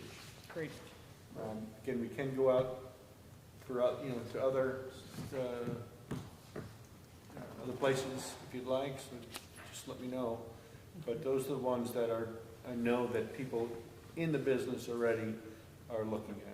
And my sense is, actually we got one from someone local, and I don't know where they got it from, but it's someone local. They could have just gotten it from the discussion and all that. well, either way, it's a good start. Yeah. Yeah, it sounds It's positive to get promising. some feedback or get some response back. Some interest. Yep. That's good. Okay. 12, new business, discuss budgeting goals. Any messaging other than what we heard tonight from folks here in terms of concerns about? I think that's the biggest thing you're gonna find is Right. that balancing act of fulfilling what we need / Yep. trying not to cost them too much. Yeah, I don't, Pretty much everybody I run into is what their number one complaint is. Tax rates. the only big ticket items I'm thinking about is the paving. Yeah. We could probably, I think most of that was gonna come from the reserve fund, but we'll need to figure out what the costs are, but we do have a $175,000 grant. So we should be in pretty good shape. But I guess, this is something I bring up every year is, are there, what we've done in the past is simply for the departments to put together the best budget they can possibly do with what their needs are. But sometimes, communities will say, we're gonna cut, do this, that, and the other thing. So it's just an opportunity for the board to weigh in that direction if you wanna, give direction to department heads and as to what we're looking for. Raises, that's the other, I think the COLA is like 2.5%. In general, people come in with, with what they need. And I don't think we'll have a big jump. We had the new highway position this year, we had the STR. Right, so you're not expecting any additional personnel. No. Right. Yeah, I don't see anything major in the offing. No. I do The only feel thing like the paving reserve fund. That's is always on the an additional 40 increase. grand Yeah. this year, so that's the hit. Which unfortunately, I think that's one of the important things to try to get back on track. Yeah. And Well, as much as we, As I wanted to say was, to Barry, was that for years we tried to level fund, and cut our own throats because, it shows. because things didn't get done. Well, we're And paying the you piper said it, now. you- Now we're paying the We're piper. paying for it now. Yeah. And Yeah.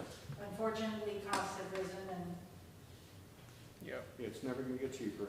yeah. And, I guess in 2 years, we reached the level point, which would be I think it's 2 years, where it'll be the same amount inserted every year from the reserve fund. Yeah. So I mean, we're 2 close. years hence? I think it is. The plan was $40,000 a year for a certain number of years. For like 6 And then we have years. a static Yeah. level. Got it. And we didn't have a surplus last year, obviously, because we spent all that money on highways, the well.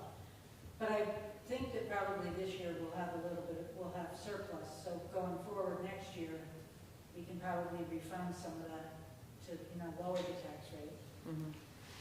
Well, would it be this year you would have the reserve? No, Yeah, no, because we have to build up. we'll still be in this year, Right. but we depleted a lot of our reserve fund. by Yeah, spending we won't it know the on- reserve fund when we set the tax rate, really. What's that? We won't know the No. unassigned fund balance No. when we set the tax rate. No. But we're expecting another check to come in for FEMA money soon. Yes. And so we'll be in really good shape on Yeah. that.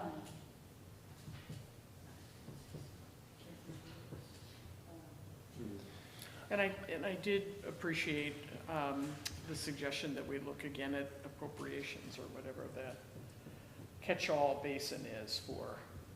And I think we always do. Yeah. Appropriations overall, though, not. Yeah. not No, the appropriations that we're talking about that's not $300,000. No, it's usually been about, what, 80 or 90? Am I right? No. Yeah, less than 100 usually, Yeah. right? It was For- 117, I think. Okay, yep. That's where my mind went. Yeah. when I was Right, talking and about I that. think he's including anything outside of the budget as an appropriation, which, I mean, We could just budget those things, too. Yep, that's always the You don't have alternative. to do them as appropriations, but. But the feeling is that it gives people the ability to say yay or nay on them. yeah. Yeah, okay. Anyway, just each year at the beginning of the budget season, it's the time just to talk about where we want to go. Good. Well, thank you in advance, Tina, for leading us on that charge. Yeah, That's all hard. the extra effort. Yeah. The next 2 weeks. Yep. Appoint Select Board Liaison, this is 12B, to the Londonderry Housing Commission. I have been hanging on to the Housing Commission because it's sort of in my blood. I'm happy to continue doing that unless somebody else wants to fight me for the position. No fight here. Yeah, I'm not gonna fight you on that. Jim, how about you? No? I'm not gonna fight you on that one. I'm happy to do that. I like I that they're move working. to appoint Martha Dale as the Select Board's liaison to the Londonderry There we Housing go. Commission. Second. Second, all those in favor? Aye. Aye, great, you. okay. We have a compensation matter, employee compensation matter. Shall I just read it as we had written it? Yeah. Okay.